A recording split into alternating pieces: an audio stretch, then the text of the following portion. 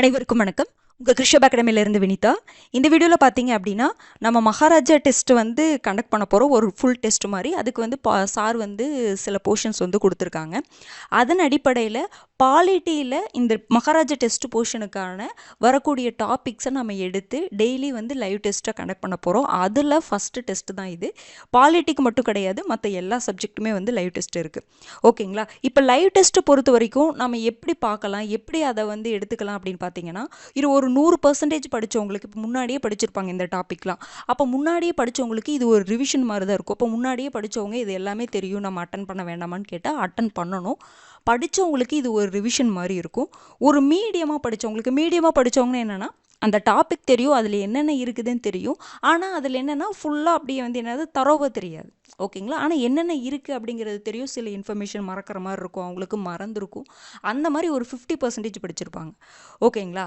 அப்போ அவங்களுக்கு இந்த லைவ் டெஸ்ட் எப்படி இருக்குன்னு பார்த்தீங்கன்னா, அவங்களுக்கு ரிவிஷன் அப்படிங்கிறத தாண்டி ஒரு 50% அவங்க படிச்சிருக்காங்கல்ல, மீதி 50% இந்த லைவ் டெஸ்ட் மூலமாக அவங்க ஃபில் பண்ணிக்கலாம்.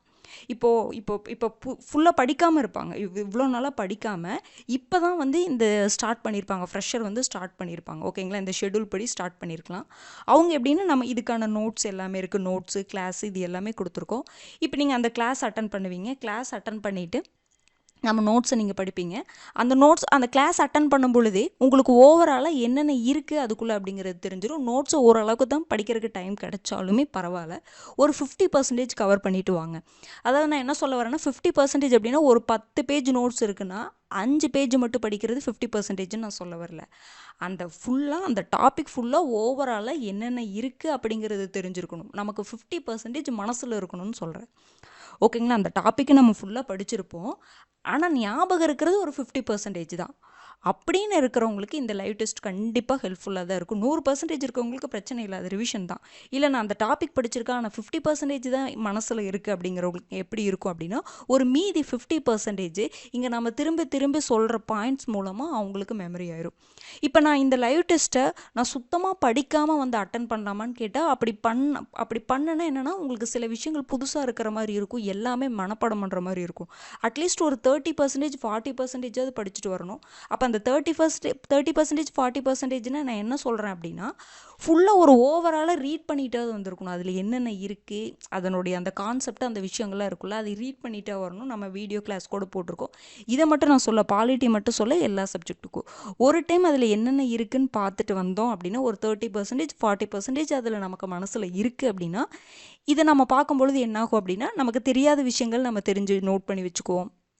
ஓகேங்களா? ஒரு கொஷின் எடுத்துட்டோம் அப்படின்னா அதில் 2 ஸ்டேட்மெண்ட் தெரியும், 2 ஸ்டேட்மெண்ட் நமக்கு தெரியாமல் இருக்கலாம். அப்போ அந்த 2 ஸ்டேட்மெண்ட்டை நம்ம நோட் பண்ண வேண்டியதில்லை, அது நமக்கு தெரியும். அந்த தெரியாத 2 ஸ்டேட்மெண்ட் இருக்குது பார்த்தீங்களா, அதை நம்ம நோட் பண்ணி வச்சுக்கலாம். அப்போ அது பேர்டனாக இருக்காது, மெமரி பண்ணுறதுக்கு கஷ்டமாக இருக்காது. சுத்தமாக படிக்காமல் வந்து அட்டன் பண்ணும்பொழுது என்னாகும் அப்படின்னா, ரொம்ப அது புரிஞ்சுக்கிறதுக்கு கஷ்டமாக இருக்கும், ஒரு மாதிரி போரிங்காக இருக்கும். ஓகேங்களா? அப்போ லைவ் டெஸ்ட் நம்ம ஆன்சர் பண்ண முடியாது. அப்போ அந்த இடத்துல போரிங்காக இருக்கும். அந்த மாதிரி பண்ண வேண்டாம். நான் சொல்கிறேன், நீங்கள் படிக்கிறது ஒரு 50% மனசில் இருக்கிற மாதிரியாவது படிச்சுட்டு வாங்க. உங்களுக்கு 1 மணி நேரம் கம்மியாக தான் டைம் கிடைக்குதுனாலும் பரவாயில்ல, ஒரு 50% ஒரு டாபிக் ஃபுல்லாக எடுத்துகிட்டு அதில் 50%ஆவது நம்ம மனசில் இருக்கணும் அப்படிங்கிற மாதிரி படிச்சுட்டு வாங்க. ஆல்ரெடி படித்தவங்களுக்கு ஓகே, டைம் இல்லாதவங்களுக்கு தான் இந்த 50% நான் சொல்கிறேன். ஓகேங்களா? தரோவாக என்னால் படிக்க முடியல, அதனால் லைவ் டெஸ்ட் அட்டன் பண்ணல அப்படின்னு இருக்க வேணாம், அதுக்காக நான் சொல்கிறேன். ஓகேங்களா? அதுக்காக சுத்தமாகவும் படிச்சுட்டு வராமல் இருக்கக்கூடாது. படிச்சுட்டு வரணும். ஒரு 50% அளவுக்காவது நம்ம மைண்டில் இந்த இன்ஃபர்மேஷன்ஸில் இருந்தால் மட்டும் இந்த லைவ் டெஸ்ட் பார்த்தோம்னா நமக்கு ஈஸியாக இருக்கும். 100% படித்தவங்க கண்டிப்பாக லைவ் டெஸ்ட் அட்டன் பண்ணுங்கள். இன்னும் தெரியாத விஷயங்கள் நமக்கு இருக்குல்ல, அதை நம்மளால் கற்றுக்க முடியும். ஓகேங்களா? இப்போ நம்ம ஃபஸ்ட்டு டாபிக்குள்ளே போயிடலாம். இந்திய அரசியலமைப்பின் அறிமுகம், அவசியம் மற்றும் உருவாக்கம். இதில் ஃபஸ்ட்டு கொஷின் பாருங்கள், பொறுத்துக. அரசியலமைப்பு நிர்ணய சபையின் செயலர், அரசியலமைப்பு நிர்ணய சபையின் சட்ட ஆலோசகர், அரசியலமைப்பு சட்ட தலைமை வரைவாளர், அரசியலமைப்பு நிர்ணய சபை கோரிக்கை. அப்போ இதெல்லாம் யார் யார் அப்படின்னு சொல்லிட்டு மேட்ச் பண்ணுங்க. ஆப்ஷன் ஏவா, பியா, சியா, டியான்னு சொல்லிட்டு நீங்கள் கமெண்ட் பண்ணுங்கள். முன்னாடியே லைவ் டெஸ்ட் அட்டன் பண்ணவங்களுக்கு இதெல்லாம் தெரியும். இப்போ நியூவாக வரீங்க அப்படின்னா, நம்ம கொஷின் கேட்குறோம் அப்படின்னா உங்களுக்கு தெரிஞ்சிருச்சுன்னா உடனே என்ன பண்ணுங்க அப்படின்னா, உங்களோட கமெண்ட்டில் ஆப்ஷன் ஏவா, பியா, சியா, டியான்னு போடுங்க. ஓகேங்களா? அதுக்கப்புறம் நான் ஆன்சர் சொல்லுவேன், நீங்கள் செக் பண்ணிக்கலாம். ஓகேங்களா? ஆன்சர் பார்த்தலாங்களா? அரசியலமைப்பு நிர்ணய சபையின் செயலர் யாருங்க? HVR ஐயங்கார். அரசியலமைப்பு நிர்ணய சபையின் சட்ட ஆலோசகர் யாரு? PN ராவ். அடுத்தது அரசியலமைப்பு சட்ட தலைமை வரைவாளர் யாரு? HSN முகர்ஜி. அரசியலமைப்பு நிர்ணய சபை கோரிக்கை முதல்ல யார் வச்சிருப்பாங்க அப்படின்னா MN ராய் வச்சிருப்பாங்க. அப்போ ஆப்ஷன் என்னங்க வரும்? ஆப்ஷன் B வரும். ஓகேங்களா? எல்லாரும் கரெக்டாக போட்டிருக்கீங்கன்னு நினைக்கிறேன். அடுத்தது பாருங்க, எக்ஸ்பிளனேஷன் பாருங்க. இதில் பாருங்கள், நான் முன்னாடியே சொன்ன பாயிண்ட்டு நம்ம எக்ஸ்ப்ளனேஷன்லையும் அதை நம்ம திரும்ப சொல்லுவோம். அப்போ இன்னும் நமக்கு மனசில் அதிகமாக பதிவு, அதுக்காக தான். ஓகேங்களா? MN ராயை பொறுத்த வரைக்கும் பார்த்தீங்கன்னா 1934 அரசியலமைப்பு நிர்ணய சபை நமக்கு வேணும் அப்படின்னு அவர் அந்த பாருங்கள், அரசியலமைப்பு நிர்ணய சபை ஏற்படுத்த வேண்டிய கோரிக்கையை அவர் தான் என்ன பண்ணியிருப்பார்? வெளிப்படுத்தியிருப்பார். எப்போ? 1934 MN ராய். அரசியலமைப்பு நிர்ணய சபையுடைய சட்ட ஆலோசகர் யாருன்னா PN Rao. PN Rao MN Rai அப்படி கன்ஃபியூஸ் ஆகக்கூடாது, என்னென்னு இருக்கிறங்காட்டி. PN ராவ் வந்து அரசியலமைப்பு நிர்ணய சபையின் சட்ட ஆலோசகர். அரசியலமைப்பு நிர்ணய சபையின் செயலர் யாருன்னா HVR ஐயங்கார். அரசியலமைப்பு சட்ட தலைமை வரைவாளர் பார்த்தீங்கன்னா HN முகர்ஜி. இது எல்லாமே ரொம்ப முக்கியமான ஆளுமைகள். ஓகேங்களா? பார்த்துக்கோங்க. இதுக்கு ஆப்ஷன் என்னங்க வரும்? Option B. செகண்ட் கொஸ்டின் பாருங்க. பின்வரும் கூற்றுகளை ஆராய்க. அரசியலமைப்பு நிர்ணய சபை உறுப்பினர்கள் பிரிட்டிஷ் இந்தியா மற்றும் சுதேச அரசுகளிலிருந்து மறைமுக தேர்தல் மூலமாக நிரப்பப்பட்டனர். அரசியலமைப்பு நிர்ணய சபையின் மொத்த இடங்களின் எண்ணிக்கை 389. அரசியலமைப்பு நிர்ணய சபைக்கான தேர்தலில் முஸ்லீம் லீக் 93 இடங்களில் வெற்றி பெற்றது. அனைத்தும் சரி, 3 மட்டும் தவறு, 1 3 தவறு, 1 2 தவறு. நான் ரீட் பண்ணும்பொழுதே நீங்களே ரீட் பண்ணிக்கணும். ஓகேங்களா?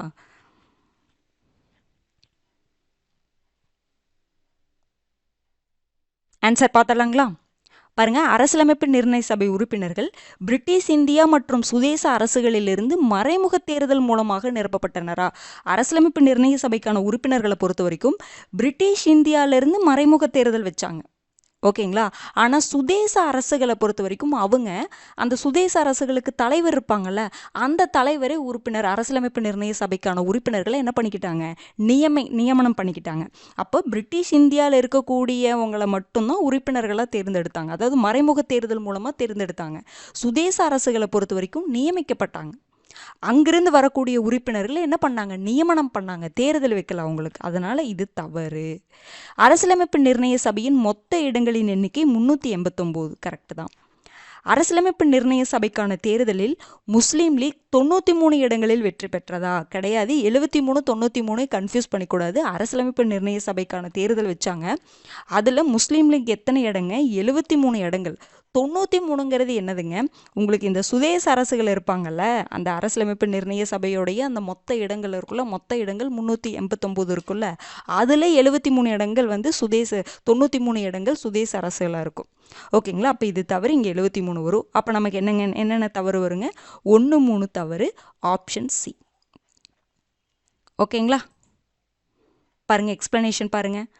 அந்த அரசியலமைப்பு நிர்ணய சபை இருக்குல்ல, அரசியலமைப்பு நிர்ணய சபையில் மொத்த இடங்களின் எண்ணிக்கை எவ்வளோங்க? 389.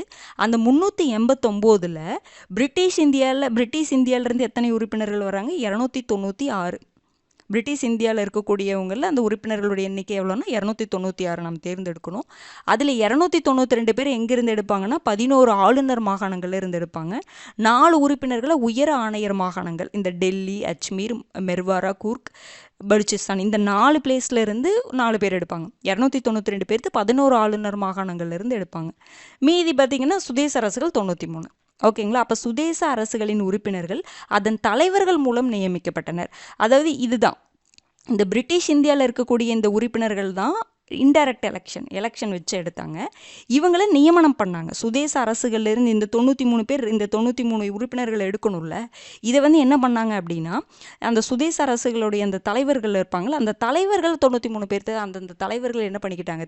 நியமனம் பண்ணிட்டாங்க. ஓகேங்களா? அடுத்தது பாருங்கள், தேர்ட் கொஸ்டின். ஜவஹர்லால் நேருவால் குறிக்கோள் தீர்மானம் எப்போது அரசியலமைப்பு நிர்ணய சபையில் அறிமுகம் செய்யப்பட்டது? ஜனவரி 22 1947, ஜனவரி 26 1950, டிசம்பர் 11 1946, டிசம்பர் 13 1946. ஜவஹர்லால் நேருவால் குறிக்கோள் தீர்மானம் எப்போது அறிமுகம் செய்யப்பட்டதுன்னு கேட்குறாங்க. ஆன்சர் என்னங்க வரும்?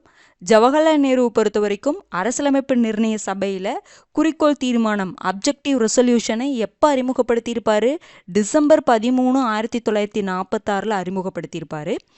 ஜனவரி 22, 1947 அது ஏற்றுக்கொள்ளப்பட்டிருக்கும். அதுக்கு அரசியலமைப்பு நிர்ணய சபை என்ன பண்ணியிருப்பாங்க? ஏற்றுக்கொண்டிருப்பாங்க. அறிமுகப்படுத்தினது இந்த டேட்டு, ஏற்றுக்கொள்ளப்பட்டது ஜனவரி 22, 1947. டிசம்பர் 11, 1946 பொறுத்த வரைக்கும் பார்த்தீங்கன்னா அரசியலமைப்பு நிர்ணய சபையுடைய முதல் கூட்டம் எப்பங்க? டிசம்பர் 9. இரண்டாவது கூட்டம் டிசம்பர் 11. மூன்றாவது கூட்டம் பார்த்தீங்கன்னா டிசம்பர் 13. ரொம்ப ரொம்ப முக்கியமானது. 1946. டிசம்பர் 9 முதல் கூட்டம், டிசம்பர் 11 இரண்டாவது கூட்டம், டிசம்பர் 13 பார்த்தீங்கன்னா மூன்றாவது கூட்டம். இந்த டிசம்பர் 11 தான் உங்களுக்கு ராஜேந்திர பிரசாத் தலைவராக இருந்திருப்பார். அந்த டிசம்பர் 9 நடக்கும்போது தற்காலிக தலைவராக தான் இருந்திருப்பார். தற்காலிக தலைவராக வந்து சச்சிதானந்த சின்ஹா இருந்திருப்பார். டிசம்பர் 13 மூணாவது கூட்டம். அந்த கூட்டத்தில் தான் ஜவஹர்லால் நேரு இந்த குறிக்கோள் தீர்மானத்தை அறிமுகப்படுத்தியிருப்பாங்க. ஓகேங்களா? பாருங்க எக்ஸ்பிளனேஷன். டிசம்பர் 11, 1946 கூட்டத்துக்கு தலைவர் யாருன்னு பார்த்தீங்கன்னா டாக்டர் ராஜேந்திர பிரசாத் தான். நிரந்தர தலைவராக வந்து டிசம்பர் 9 சச்சிதானந்த சின்ஹா தற்காலிக தலைவர். அதுக்கப்புறம் பார்த்தீங்கன்னா அவர் தற்காலிக தலைவர் தானே. அப்போ இரண்டாவது கூட்டத்திலே பார்த்தீங்க அப்படின்னா நிரந்தர தலைவராக டாக்டர் ராஜேந்திர பிரசாத்தை நியமனம் பண்ணியிருப்பாங்க. ஜவஹர்லால் நேருவால் குறிக்கோள் தீர்மானம் டிசம்பர் 13, 1946 வெளியிடப்படுது. ஜனவரி 22, 1947 அரசியல் நிர்ணய சபை அதை வந்து ஏற்றுக்குச்சு. இந்த குறிக்கோள் தீர்மானத்தில் என்ன இருக்கும் அப்படின்னா அரசியலமைப்பு கட்டமைப்புடைய அடிப்படை மற்றும் தத்துவங்கள் இருக்கும் இந்த குறிக்கோள் தீர்மானத்தில். அடுத்தது பார்த்தீங்கன்னா ஜனவரி 26, 1950 உங்களுக்கு அரசியலமைப்பு என்ன இருக்கும்? நடைமுறைக்கு வந்திருக்கு. இது ஆப்ஷனில் இருந்துச்சு இல்லைங்களா, அதுக்காக சொல்கிற அரசியலமைப்பு அப்படிங்கிறது என்ன பண்ணிடும்? நடைமுறைக்கு வந்திருக்கும். அந்த நாளை நம்ம குடியரசு தினமாக கொண்டாடிட்டு இருக்கோம். ஏன் வந்து ஜனவரி 26 சூஸ் பண்ணாங்கன்னா ஜனவரி 26, 1930 தான் நம்ம பூர்ண சுயராஜ்ய நாளாக வந்து நம்ம கொண்டாடணும். இந்த பூர்ண சுயராஜ்ய நாளாக இது பண்ணோம் அப்படிங்கிறதுக்காக 1929 லாகூர் காங்கிரஸ் மாநாட்டின் தீர்மானத்தின்படி ஜனவரி 26, 1930 நம்ம பூர்ண சுயராஜ்ய நாளாக நம்ம கொண்டாடணும். இது வந்து ஐஎன்எம்ல எல்லாருமே படிச்சிருப்பீங்க. ஓகேங்களா? அதன் அடிப்படையில் இந்த நாளை நம்ம என்ன பண்ணியிருக்கோம்? குடியரசு தினமாக நம்ம என்ன பண்ணுறோம்? கொண்டாடுறோம். அந்த நாளை நம்ம அரசியலமைப்பை ஏற்றுக்கிட்டோம். ஓகேங்களா? அடுத்தது 4th கொஸ்டின் பாருங்க. இந்திய தேசிய காங்கிரஸ் அதிகாரப்பூர்வமாக அரசியலமைப்பு நிர்ணய சபைக்கான கோரிக்கையை எப்போது வைத்தது?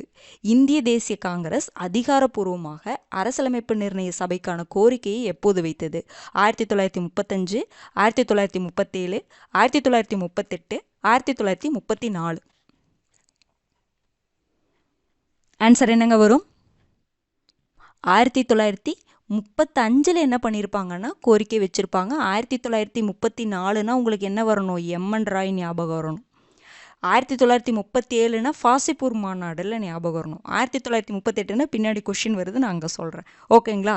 அப்போ இந்த 3 வருடங்களையும் நல்லா பார்த்துக்கோங்க. ஆன்சர் வந்து என்ன அப்படின்னா ஆப்ஷன் ஏ தான். பாருங்கள் எக்ஸ்பிளனேஷன் பாருங்கள். இந்த 3 வருடம் ரொம்ப ரொம்ப முக்கியமான வருடம். 1934 எம்என் ராய் அரசியலமைப்பு நிர்ணய சபை ஏற்படுத்த வேண்டிய கோரிக்கை என்ன பண்ணுறாரு? வெளிப்படுத்துகிறார். 34. 1935 இந்திய தேசிய காங்கிரஸ் அதிகாரப்பூர்வமாக அரசியலமைப்பு நிர்ணய சபைக்கான கோரிக்கையை வைக்கிறாங்க. 1937 பாசிப்பூரில் காங்கிரஸ் மாநாடு நடந்துச்சு. அங்கே அரசியலமைப்பு சட்டம் உருவாக்க வேண்டிய முக்கியத்துவம் அங்கே வெளியிடப்பட்டது. எந்தெந்த வருடம் என்னென்ன விஷயங்கள் பண்ணாங்க அப்படிங்கிறத ஞாபகம் வச்சுக்கணும். 34, 35, 37. இன்னொன்று 1938 ஞாபகம் வச்சுக்கணும். 1940 ஞாபகம் வச்சுக்கணும். 1942, 1946 நான் பின்னாடி சொல்கிறேன். ஓகேங்களா? அடுத்தது 5வது கேள்வி பாருங்க.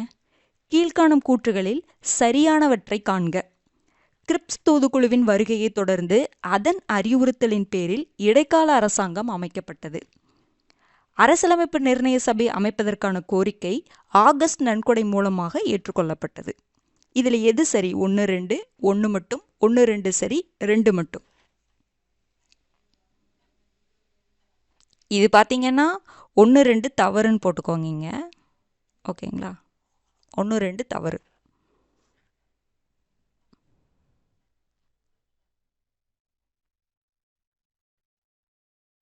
ஆன்சர் பார்க்கலாங்களா? கிரிப்ஸ் தூதுக்குழுவின் வருகையை தொடர்ந்து அதன் அறிவுறுத்தலின் பேரில் இடைக்கால அரசாங்கம் அமைக்கப்பட்டதா? கிடையாது. கிரிப்ஸ் தூதுக்குழு 1942 வந்திருப்பாங்க. ஓகேங்களா. அடுத்தது கேபினெட் தூதுக்குழு. கேபினெட் தூதுக்குழுக்கும் கிரிப்ஸ் தூதுக்குழுக்கும் கன்ஃபியூஸ் பண்ணிக்கூடாது. கேபினெட் அமைச்சரவை குழு வருவாங்க 1946. இவங்களுடைய அறிவுறுத்தலின் பேரில் தான் இடைக்கால அரசாங்கம் அமைக்கப்பட்டிருக்கும். கிரிப்ஸ் தூதுக்குழுவை நம்ம ஏற்றிருந்திருக்க மாட்டோம். முஸ்லீம் லீகும் சரி, இந்திய தேசிய காங்கிரஸும் வந்து அவங்க சொன்ன அந்த விஷயங்களை பரிந்துரையெல்லாம் ஏற்றுக்கொண்டிருக்க மாட்டோம். ஓகேங்களா. அப்போ 1946 கேபினெட் அமைச்சரவை குழு வருவாங்க. ஓகேங்களா. அந்த குழுவின் பரிந்துரை தான் நம்ம என்ன பண்ணியிருப்போம், ஏற்றுக்கிட்டு இடைக்கால அரசாங்கம் வந்து நம்ம அமைச்சிருப்போம். அடுத்து பார்த்துங்க, அரசியலமைப்பு நிர்ணய சபை அமைப்பதற்கான கோரிக்கை ஆகஸ்ட் நன்கொடை மூலமாக ஏற்றுக்கொள்ளப்பட்டது. கரெக்டு தான். அதாவது நம்ம பார்த்தோம்ல 1934 எம்என் ராய் சஜஸ்ட் பண்ணார். 1935 இந்திய தேசிய காங்கிரஸ் அதிகாரப்பூர்வமாக அறிவித்தது. 1937 பாசிப்பூர் அந்த காங்கிரஸ் மாநாடில் அந்த முக்கியத்துவம் வெளியிடப்பட்டதுன்னு பார்த்தோம். 1938 பின்னாடி கொஸ்டினில் நான் சொல்கிறேன். ஓகேங்களா. அடுத்தது 1940 ஆகஸ்ட் ஆஃபர்னு சொல்லிட்டு ஒன்று வெளியிட்டிருப்பாங்க. அதில் அரசியலமைப்பு நிர்ணய சபை அமைப்பதற்கான அந்த கோரிக்கையை என்ன பண்ணியிருப்பாங்க, ஏற்றுக்குவாங்க. அடுத்தது தான் 1900 இதன் அடிப்படையில் தான் 1942 கிரிப்ஸ் தூதுக்குழு, கிரிப்ஸ் உள்ள ஒரு ஸ்டாஃபோர்ட் கிரிப்ஸ் வந்து இந்தியாவுக்கு வருவாங்க. அதை நம்ம ஏற்றுக்க மாட்டோம், அவங்க சொன்ன பரிந்துரையில் ஏற்றுக்க மாட்டோம். அதுக்கப்புறம் தான் கடைசி 1946 கேபினெட் மிஷன் வருவாங்க. அதன் அடிப்படையில் தான் நம்ம அரசியலமைப்பு நிர்ணய சபை என்ன பண்ணிக்குவோம், அமைச்சுக்குவோம். ஓகேங்களா. இதெல்லாம் ரொம்ப முக்கியமான வருஷம். அப்போ என்னதுங்க, நமக்கு எது சரின்னு தானே கேட்டிருக்காங்க. 2 மட்டும் சரி, ஆப்ஷன் டி. பாருங்க, முன்னாடி சொன்ன வருஷங்களை நல்லா ஞாபகம் வச்சுக்கோங்க. 1940 ஆகஸ்ட் நன்கொடை மூலமாக அரசியல் நிர்ணய சபை அமைப்பதற்கான கோரிக்கை ஏற்கப்பட்டது. 1942 சர் ஸ்டாஃபோர்ட் கிரிப்ஸ் தூதுக்குழு பரிந்துரை பார்த்தீங்கன்னா 2ஆம் உலக போருக்கு பின் நாங்கள் என்ன பண்ணுறோம், இந்திய அரசியலமைப்பை உருவாக்கும் பணி இந்தியர்களுக்கு வழங்கப்படும் அப்படின்னு சொல்லிட்டு அவர் சொல்லியிருப்பாங்க. அதை நம்ம ஏற்றுக்க மாட்டோம். அடுத்தது அமைச்சரவை தூதுக்குழு மார்ச் 24, 1946 இந்தியாவுக்கு வருவாங்க. அவங்க ஒப்புதல் தெரிவிச்சிருப்பாங்க, அரசியலமைப்பு நிர்ணய சபை அமைச்சுக்கோங்கன்னு சொல்லிட்டு ஒப்புதல் தெரிவிச்சுட்டு அது வரைக்கும் என்ன பண்ணிக்கோங்க, இடைக்கால அரசாங்கம் ஏற்படுத்திக்கோங்க அப்படின்னு சொல்லிட்டு என்ன பண்ணியிருப்பாங்க, அறிவுறுத்தியிருப்பாங்க. அமைச்சரவை தூதுக்குழு கேபினெட் தூதுக்குழுன்னு நம்ம சொல்லுவோம். ஓகேங்களா. கிரிப்ஸ் தூதுக்குழுவையும் கேபினெட் தூதுக்குழுவையும் கன்ஃபியூஸ் பண்ணிக்கூடாது. ஏன்னா இந்த கேபினெட் தூதுக்குழுவில் இந்த ஸ்டாஃபோர்ட் கிரிப்ஸ் இருப்பார், அதனால நம்ம கன்ஃபியூஸ் ஆகிக்குவோம். இது வேற. ஓகேங்களா. இது அவர் தான், ஆனால் இது வேற குழுன்னு சொல்கிறேன். இந்த குழுவை பொறுத்த வரைக்கும் இவர் ஒருத்தர் மட்டும்தான் இருப்பார் அப்படிங்கிற மாதிரி சொல்லியிருப்பாங்க. ஓகேங்களா. இதில் 3 பேர் இருப்பாங்க இந்த கேபினெட் தூதுக்குழுவில். அடுத்தது பாருங்க, 6th கொஸ்டின்.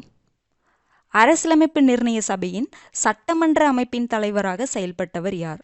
அரசியலமைப்பு நிர்ணய சபையின் சட்டமன்ற அமைப்பின் தலைவராக செயல்பட்டவர் யார்? ராஜேந்திர பிரசாத், ஜி.வி. மௌலாங்கர், ஜவஹர்லால் நேரு, சச்சிதானந்த சின்ஹா. ஆன்சர் பார்த்தலாங்களா.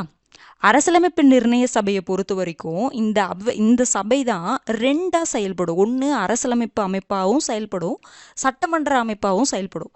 அரசியலமைப்பு அமைப்பாக செயல்படும் பொழுது அதுக்கு தலைவர் யாருன்னு பார்த்தீங்கன்னா ராஜேந்திர பிரசாத் நாம பார்த்தோம்.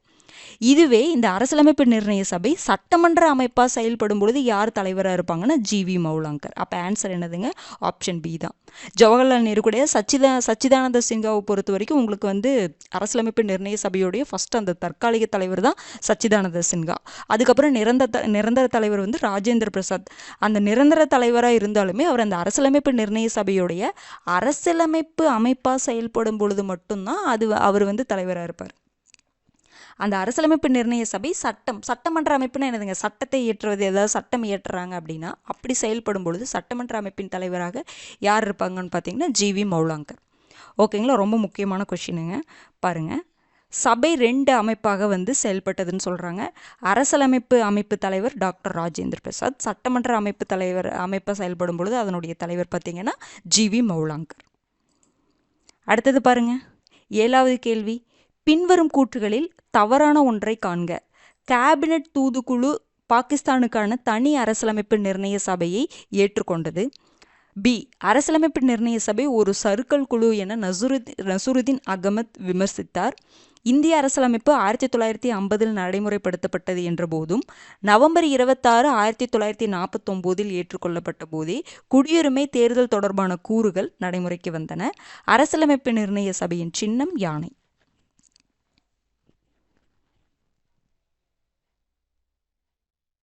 ஆன்சர் பார்த்தலாங்களா. தவறான ஒன்று தான் கேட்டிருக்காங்க. அரசியலமைப்பு நிர்ணய சபையின் சின்னம் என்னதுங்க? யானை. இது கரெக்டு தான். இந்திய அரசியலமைப்பு எப்போங்க நடைமுறைப்படுத்தப்பட்டிருக்கும்? ஜனவரி 26, 1950 நடைமுறைப்படுத்தப்பட்டது என்ற போதும், நவம்பர் 26, 1949 ஏற்றுக்கொள்ளப்பட்ட போதே, ஜனவரி 26, 1950 நடைமுறைப்படுத்தப்பட்டது என்ற போதும், நவம்பர் 26, 1949 ஏற்றுக்கொள்ளப்பட்டது. ஓகேங்களா? அந்த ஏற்றுக்கொள்ளப்பட்ட போதே குடியுரிமை தேர்தல் தொடர்பான கூறுகள் நடைமுறைக்கு வந்தன. கரெக்டு தான். அதாவது என்ன சொல்ல வராங்கன்னா, நமக்கு இந்திய அரசியலமைப்பு பொறுத்த வரைக்கும் ஜனவரி 26, 1950 தாங்க நடைமுறைப்படுத்தப்பட்டது. ஆனால் அப்படி அன்னைக்கு நடைமுறைப்படுத்தப்பட்டாலும் சரி, ஆனால் நவம்பர் 26, 1949 நம்ம இந்திய அரசியலமைப்பை ஏற்றுக்கிட்டோம் பார்த்தீங்களா? அன்னைக்கே அரசியலமைப்புடைய சில கூறுகள் நடைமுறைக்கு வந்துருச்சு. எக்ஸாம்பிள் பார்த்தீங்கன்னா, தேர்தல், குடியுரிமை தொடர்பான கூறுகள்லாம் நடைமுறைக்கு வந்துருச்சு. ஓகேங்களா? அப்போ இது கரெக்டு தான். அரசியலமைப்பு நிர்ணய சபை ஒரு சறுக்கல் குழு அப்படின்னு சொல்லிட்டு நசுருதீன் அகமத் விமர்சித்தார். இதுவும் கரெக்டு தான். கேபினட் தூதுக்குழு பாகிஸ்தானுக்கான தனி அரசியலமைப்பு நிர்ணய சபையை ஏற்றுக்கொண்டது அப்படின்னு இது எல்லாமே கரெக்டுன்னு, இதுதான் தவறு தெரியும். கேபினட் தூதுக்குழு பாகிஸ்தானுக்கான தனி அரசியலமைப்பு நிர்ணய சபையை ஏற்றுக்கொண்டதுன்னு கேட்டால் கிடையாது. உங்களுக்கு கேபினட் தூதுக்குழு எப்போ வராங்க? 1946 வராங்க. ஓகேங்களா? அப்போ என்ன பண்ணுவாங்கன்னா, பாகிஸ்தானுக்கு ஒரு தனி எப்படி நம்ம அரசியலமைப்பு நிர்ணய சபை வேணும்னு கேட்குறோம்ல, அரசியலமைப்பை உருவாக்குவதற்காக அரசியலமைப்பு நிர்ணய சபை வேணும்னு கேட்குறோம்ல, அப்போ பாகிஸ்தானுக்கு ஒரு தனி அரசியலமைப்பு நிர்ணய சபையை கொடுங்க, உருவாக்கணும் அப்படின்னு சொல்லிட்டு அவங்க கேட்குறாங்க. ஆனால் அதை ஏற்றுக்கவே கிடையாது. இந்தியாவுக்கும் பாகிஸ்தானுக்கும் சேர்த்து ஒரே அரசியலமைப்பு நிர்ணய சபை தான் வச்சுக்கணும் அப்படின்னு சொல்லி தான் பண்ணுறாங்க. ஆனால் பிறகு தான் என்ன பண்ணுவாங்கன்னா, விடுதலைக்கு அப்புறம் தான் அந்த பீரியட் 1947 அந்த டைமில் தான் அந்த விடுதலையோட தனி நாடாயிடுறாங்கள, அப்போ தான் அரசியலமைப்பு நிர்ணய சபை தனியாக அவங்களுக்குன்னு தனியாக ஏற்றுக்கொள்ளப்பட்டிருக்கும். அதை நம்ம பார்க்கலாம். ஓகேங்களா? அப்போ அந்த கேபினட் தூதுக்குழு அதுக்கு ஏற்றுக்கலை. மொத்த எண்ணிக்கை என்னதுங்க? 389. அதில் பாகிஸ்தான் அவங்க எல்லாருமே வரதான். அந்த முஸ்லீம் லீக்ல இருக்காங்க பார்த்தீங்களா அதில். அப்போ தனி அரசியலமைப்பு நிர்ணய சபையை ஏற்றுக்கலை. ஓகேங்களா? அப்போ ஆப்ஷன் என்னதுங்க? தவறான ஒன்றுனா ஆப்ஷன் ஏ தான். பாருங்க, பாகிஸ்தானுக்கு தனி அரசியலமைப்பு நிர்ணய சபை ஏற்படுத்தப்பட்டது எப்போனா ஜூலை 26, 1947. உங்களுக்கு ஜூன் 3, 1947 மவுண்ட் பேட்டன் திட்டம் அறிவிச்சிருப்பாங்கல்ல, அதில் தான் இந்தியா பாகிஸ்தான் தனியாக பிரிஞ்சுக்கலாம் அப்படின்னு சொல்லிட்டு அதன் அடிப்படையில் தான் பாகிஸ்தானுக்கு தனி அப்போ என்ன வேணும்? கண்டிப்பாக பாகிஸ்தானுக்கு தனி அரசியலமைப்பு நிர்ணய சபை வேணும்ல. அப்போ அது ஏற்றுக்கொள்ளப்பட்டது எப்போனா ஜூலை 26, 1947 தான். கேபினெட் மிஷன் 1946 அப்போல்லாம் ஏற்றுக்கொள்ளப்படலை. ஓகேங்களா? அடுத்தது விமர்சனங்களை ஒரு லைட்டாக பார்த்துக்கோங்க. நான் முன்னாடியே நம்ம பார்த்துட்டோம், அரசியலமைப்பு நிர்ணய சபை ஒரு சறுக்கல் குழுன்னு யார் சொல்லியிருப்பாங்க? நசுருதீன் அகமத் சொல்லியிருப்பாங்க. காங்கிரஸ் தான் அரசியலமைப்பு சபை தான் காங்கிரஸ் அப்படின்னு கிரானுவல் ஆஸ்டின் சொல்லியிருப்பாங்க. அதாவது என்னன்னா, அந்த அரசியலமைப்பு நிர்ணய சபையில் காங்கிரஸ் தான் அதிகமே இருக்காங்க அப்படிங்கிற மாதிரி சொல்லியிருக்காங்க. இது இந்துக்களின் அமைப்பு அப்படின்னு சொல்லிட்டு விஸ்கன் சைமன் பிரபு சொல்லியிருக்காங்க. வின்ஸ்டன் சர்ச்சில் என்ன சொல்லியிருப்பார் அப்படின்னா, அரசியலமைப்பு நிர்ணய சபையானது இந்தியாவின் ஒரு பெரும்பான்மையான சமூகத்தை பிரதிநிதித்துவப்படுத்துவதாக இருந்தது அப்படின்னு சொல்லிட்டு வின்ஸ்டன் சர்ச்சில் சொல்லியிருப்பாங்க. இது எல்லாமே அரசியலமைப்பு நிர்ணய சபை இருக்கு இல்லைங்களா, அதை விமர்சனம் பண்ணி சொல்லியிருப்பாங்க எல்லாருமே. நீங்கள் லைட்டாக தெரிஞ்சு வச்சுக்கோங்க. இந்த சர்க்கிள் குழு சின்ன சின்ன பாயிண்டாக இருக்குல்ல, யூனிக்கான இருக்குது, அதெல்லாம் மட்டும் லைட்டாக ரீட் பண்ணி வச்சுக்கோங்க. ஓகேங்களா? ஏன்னா இது விமர்சனம்னு வரங்காட்டி பெருசாக இம்பார்ட்டன்ஸ் கொடுத்து கேட்பாங்களான்னு தெரில. ஆனால் நம்ம பார்த்துக்க வேண்டியது நம்மளோட கடமை. ஓகேங்களா? அடுத்தது பாருங்கள், நமக்கு ஜனவரி 26, 1950 தான் நடைமுறைக்கு வந்துச்சு. ஆனாலுமே நவம்பர் 26, 1949 சில விஷயங்கள் அப்போவே நடைமுறைக்கு வந்தது. ஏற்றுக்கொள்ளப்பட்டாலும் அன்னைக்கே நடைமுறைக்கு வந்துருச்சு. அதில் மெயினாக பார்த்தீங்கன்னா, இந்த குடியுரிமை சம்மந்தமான இந்த 5 to 9 குடியுரிமை பற்றி தானே பேசுவோம். அப்புறம் இந்த 324 தேர்தலை பற்றி பேசுவோம். அப்போ மற்றதெல்லாம் நீங்கள் லைட்டாக இந்த ஆர்டிக்கலை அப்படியே மெமரி பண்ணி வச்சுக்கோங்க. ஓகேங்களா? மெமரி பண்ணி வச்சுட்டு நீங்கள் மெயினாக பார்த்துக்க வேண்டியது இந்த 5, 6, 7, 8, 9 இது எல்லாமே குடியுரிமை தொடர்பானது. நம்ம குடியுரிமை வரும்பொழுது இந்த 5, 6, 7, 8, 9 என்ன சொல்லுது அப்படின்னு நம்ம படிப்போம். ஓகேங்களா? அப்போ இந்த 324 இது ரெண்டும் ரொம்ப முக்கியமானது. மற்றதெல்லாம் ரிவைஸ் பண்ணும்பொழுது இதெல்லாம் கொஞ்சம் சேர்த்து படித்து வச்சுக்கோங்க. ஏன்னா ஆப்ஷனில் கொடுத்துட்டு இதில் எது நடைமுறைக்கு வரல அப்படிங்கிற மாதிரி கேட்குறக்கு வாய்ப்பு இருக்குது, பார்த்துக்கோங்க. ஓகேங்களா? அடுத்தது பாருங்கள், 8வது கேள்வி. மொத்தம் பார்த்தீங்கன்னா உங்களுக்கு எவ்வளோ கொஷின்ஸ் இருக்குது அப்படின்னா 25 கொஷின்ஸ் இருக்குது. அதில் 20 கொஷின்ஸ் வந்து பார்த்திங்கன்னா அரசியலமைப்பு நிர்ணய சபையோடைய இந்த உருவாக்கத்தில் இருந்தும் ஒரு 5 கொஷின்ஸ் வந்து வரலாற்று பின்னணி. நீங்கள் அந்த வரலாற்று பின்னணி வீடியோ பார்த்துருக்க மாட்டீங்கன்னு நினைக்கிறேன், கிளாஸ் அட்டன் பண்ணியிருக்க மாட்டேன்னு நினைப்பேன். இப்போ நியூவாக வர்றவங்க அந்த வரலாற்று பின்னணியை பார்த்துருக்க மாட்டீங்கன்னு நினைக்கிறேன். பார்க்காதவங்க பார்த்துக்கோங்க. ஏன்னா வரலாற்று பின்னணி நம்ம தனியாக பார்க்காம என்ன பண்ணிக்கலாம் அப்படின்னா, இதில் ஒரு 5 கொஷின்ஸ் கொடுத்துருக்க வரலாற்று பின்னணியில் போக போக இந்த ஒவ்வொரு டெஸ்ட்லேயும் ஒரு 2 கொஷின் 3 கொஷின் 1 கொஷின் அப்படின்னு சொல்லிட்டு கொடுத்து அந்த டாப்பிக்கே வந்து நம்ம கவர் பண்ணுற மாதிரி பார்த்துக்கலாம். ஓகேங்களா? இப்போ இன்னைக்கு பொறுத்த வரைக்கும் அரசியலமைப்பு நிர்ணய சபை அந்த உருவாக்கம் தான், அதிலிருந்து தான் ஃபுல் கொஷின்ஸோ அந்த 5 கொஷின் மட்டும் வரலாற்று பின்னணியிலேருந்து வரும். முன்னாடியே படிச்சிருக்கிறவங்க ஓகே, படிக்காதவங்க தெரியலையே நீங்கள் வருத்தப்பட வேணாம். அந்த வீடியோவை ஒரு டைம் பார்த்துக்கோங்க. ஏன்னா அதிலிருந்தும் கேள்விகள் கேட்குறாங்க. அது நம்ம புக்கில் கிடையாது, அவுட் சோர்ஸ்லேருந்து தான் படிக்க வேண்டியது இருக்குது. ஓகேங்களா? 8th கொஷின் பாருங்கள். கீழ்காணும் கூற்றுகளில் சரியானவற்றை காண்க. அரசியலமைப்பு நிர்ணய சபையின் வரைவு குழு 1946ஆம் ஆண்டு அமைக்கப்பட்ட போது அதன் உறுப்பினர்களின் எண்ணிக்கை 7. அரசியலமைப்பு நிர்ணய சபையில் நிறையா குழு இருக்கும். பாருங்கள், ஆன்சர் சொல்ல வரேன்னா பாருங்கள். அரசியலமைப்பு நிர்ணய சபையின் வரைவு குழு 1946ஆம் ஆண்டு அமைக்கப்பட்ட போது அதன் உறுப்பினர்களின் எண்ணிக்கை 7. அரசியலமைப்பு நிர்ணய சபையில் அங்கம் வகித்த 15 பெண் உறுப்பினர்களில் சரோஜினி நாயுடும் ஒருவர். இதில் எது சரின்னு பாருங்கள். 1 2 1 மட்டும் 2 மட்டும் 1 2 தவறு. இந்நேரம் நான் ஆன்சர் சொல்லியிருப்பேன். ஓகே, பாருங்கள்.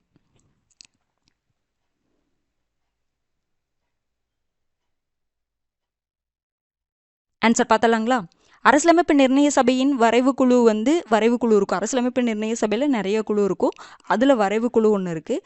அந்த வரைவு குழுவில் எத்தனை உறுப்பினர்கள் இருப்பாங்க? 7 பேர் இருப்பாங்க. ஆனால் இதில் நீங்கள் பார்க்க வேண்டியது என்னதுங்க, 1946 அரசியலமைப்பு நிர்ணய சபை அமைக்கப்பட்டது, கரெக்டு தான். ஆனால் அரசியலமைப்பு நிர்ணய சபையோடைய இந்த வரைவு குழு டிராஃப்டிங் கமிட்டி எப்போங்க அமைக்கப்பட்டிருக்கும்? ஆகஸ்ட் 29 1947 தான். அரசியலமைப்பு நிர்ணய சபை 1946. ஆனால் அதில் இருக்கக்கூடிய இந்த வரைவு குழு ஆகஸ்ட் 29 1947 தான் அமைச்சிருப்பாங்க. உறுப்பினர்கள் 7 தான், ஆன வருடம் தவறாக கொடுத்துருக்காங்க. அப்போ இது தவறு தான். அடுத்தது, அரசியலமைப்பு நிர்ணய சபையில் அங்கம் வகித்த 15 பெண் உறுப்பினர்களில் சரோஜினி நாயுடும் ஒருவர். கரெக்டு தான். அரசியலமைப்பு நிர்ணய சபையில் பொறுத்த வரைக்கும் 389 பேர் இருக்காங்களா, அதில் 15 பேர் பெண்கள். அதில் மெயினாக பார்த்தீங்கன்னா சரோஜினி நாயுடு, விஜயலட்சுமி பண்டிட்டு, அம்மு சுவாமிநாதன், இந்த மாதிரி முக்கியமான ஆளுமைகள்லாம் இருக்கிறாங்க. ஓகேங்களா? அப்போ சரியானதுன்னு பார்த்தீங்க அப்படின்னா சி, 2 மட்டும்தான் சரி.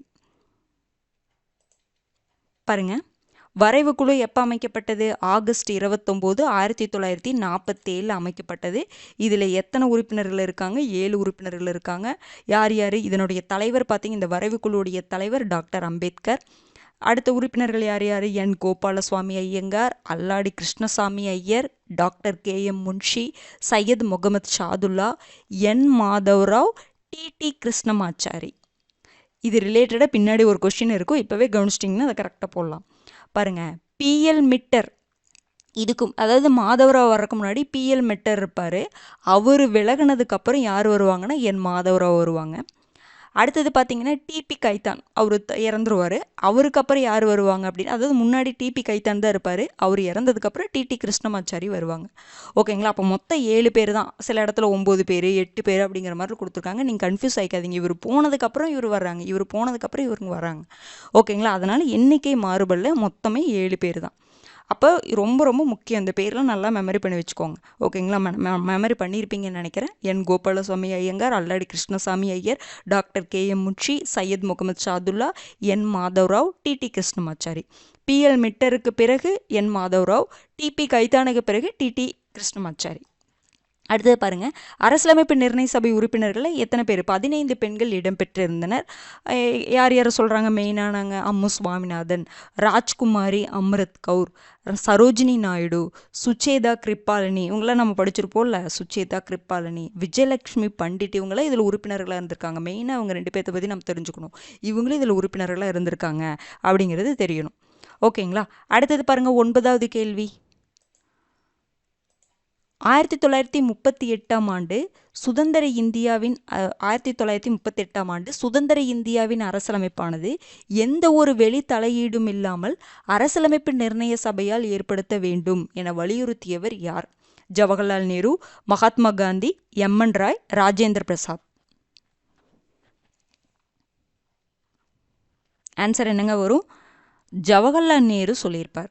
நான் முன்னாடியே சொன்ன மாதிரி 1934 எம்என் ராய், 1935 வந்து இந்திய தேசிய காங்கிரஸ் அதிகாரப்பூர்வமாக ஏற்றுக்கொண்டு முன் வச்சிருப்பாங்க கோரிக்கையை. 1937 ஃபாசிப்பூர் மாநாடு, 1938 ஜவஹர்லால் நேரு சொல்லியிருப்பாங்க. ஓகேங்களா. சுதந்திர இந்தியாவின் அரசியலமைப்பு எப்படி இருக்கணும் அப்படின்னா, எந்த ஒரு வெளித்தலையீடும் இல்லாமல் அரசியலமைப்பு நிர்ணய சபையால் ஏற்படுத்தப்பட்டிருக்கணும். அந்த அரசியலமைப்பு நிர்ணய சபை எப்படி இருக்கணும்னு சொல்லுவாங்கன்னா, அதில் இருக்கக்கூடிய உறுப்பினர்கள் இந்த தேர்தல் மூலமாக தேர்ந்தெடுக்கப்பட்ட உறுப்பினர்களாக இருக்கணும் அப்படிங்கிற மாதிரி அவர் சொல்லியிருப்பாங்க. ஓகேங்களா. யார் சொல்லியிருப்பாங்க? ஜவஹர்லால் நேரு. மகாத்மா காந்தி கிடையாது, ராஜேந்திர பிரசாத் கிடையாது. அவர் அரசியலமைப்பு நிர்ணய சபையுடைய தலைவர். எம்என் ராய் வந்து 1934 கோரிக்கை வச்சிருப்பார். ஓகேங்களா. பாருங்க, 1938 சுதந்திர இந்தியாவின் அரசியலமைப்பானது எந்த ஒரு வெளித்தலையீடும் இல்லாமல் வயது வந்தோர் வாக்குரிமையின் அடிப்படையில் ஏற்படுத்தப்பட்ட அரசியலமைப்பு நிர்ணய சபையால் தீர்மானிக்கப்படணும். நமக்கான அரசியலமைப்பு அப்படிங்கிறது அரசியலமைப்பு நிர்ணய சபையால் தான் தீர்மானிக்கப்படும் சொல்கிறாங்க. அந்த அரசியலமைப்பு நிர்ணய சபை எப்படி ஏற்படுத்தப்பட்டிருக்கணும் அப்படின்னா, வாக்குரிமையின் அடிப்படையில் என்ன பண்ணியிருக்கணும்? தேர்ந்தெடுக்கப்பட்டிருக்கணும் அதில் இருக்கக்கூடிய உறுப்பினர்கள்லாம் அப்படின்னு சொல்லி யார் சொல்லியிருப்பாங்க? ஜவஹர்லால் நேரு சொல்லியிருப்பாங்க. அதே மாதிரி தான் என்ன பண்ணியிருக்காங்க? அமைச்சிருப்பாங்க. 1934 எம்என் ராய் வந்து அரசியலமைப்பு நிர்ணய சபை ஏற்படுத்த வேண்டிய கோரிக்கையை வெளிப்படுத்தினார். ஓகேங்களா. அடுத்தது பாருங்க, 10th கொஸ்டின். சரியான இணையை காண்க. அரசியலமைப்பு நிர்ணய சபை குழுக்கள் மற்றும் அதன் தலைவர்கள் யாருன்னு பார்க்கணும். சரியான இணை: மாகாண அரசியலமைப்பு குழு சர்தார் வல்லபாய் பட்டேல், மத்திய அரசியலமைப்பு குழு ராஜேந்திர பிரசாத், மாநிலங்கள் குழு ஜவஹர்லால் நேரு, வரைவு அரசியலமைப்பை ஆராயும் சிறப்பு குழு அம்பேத்கர்.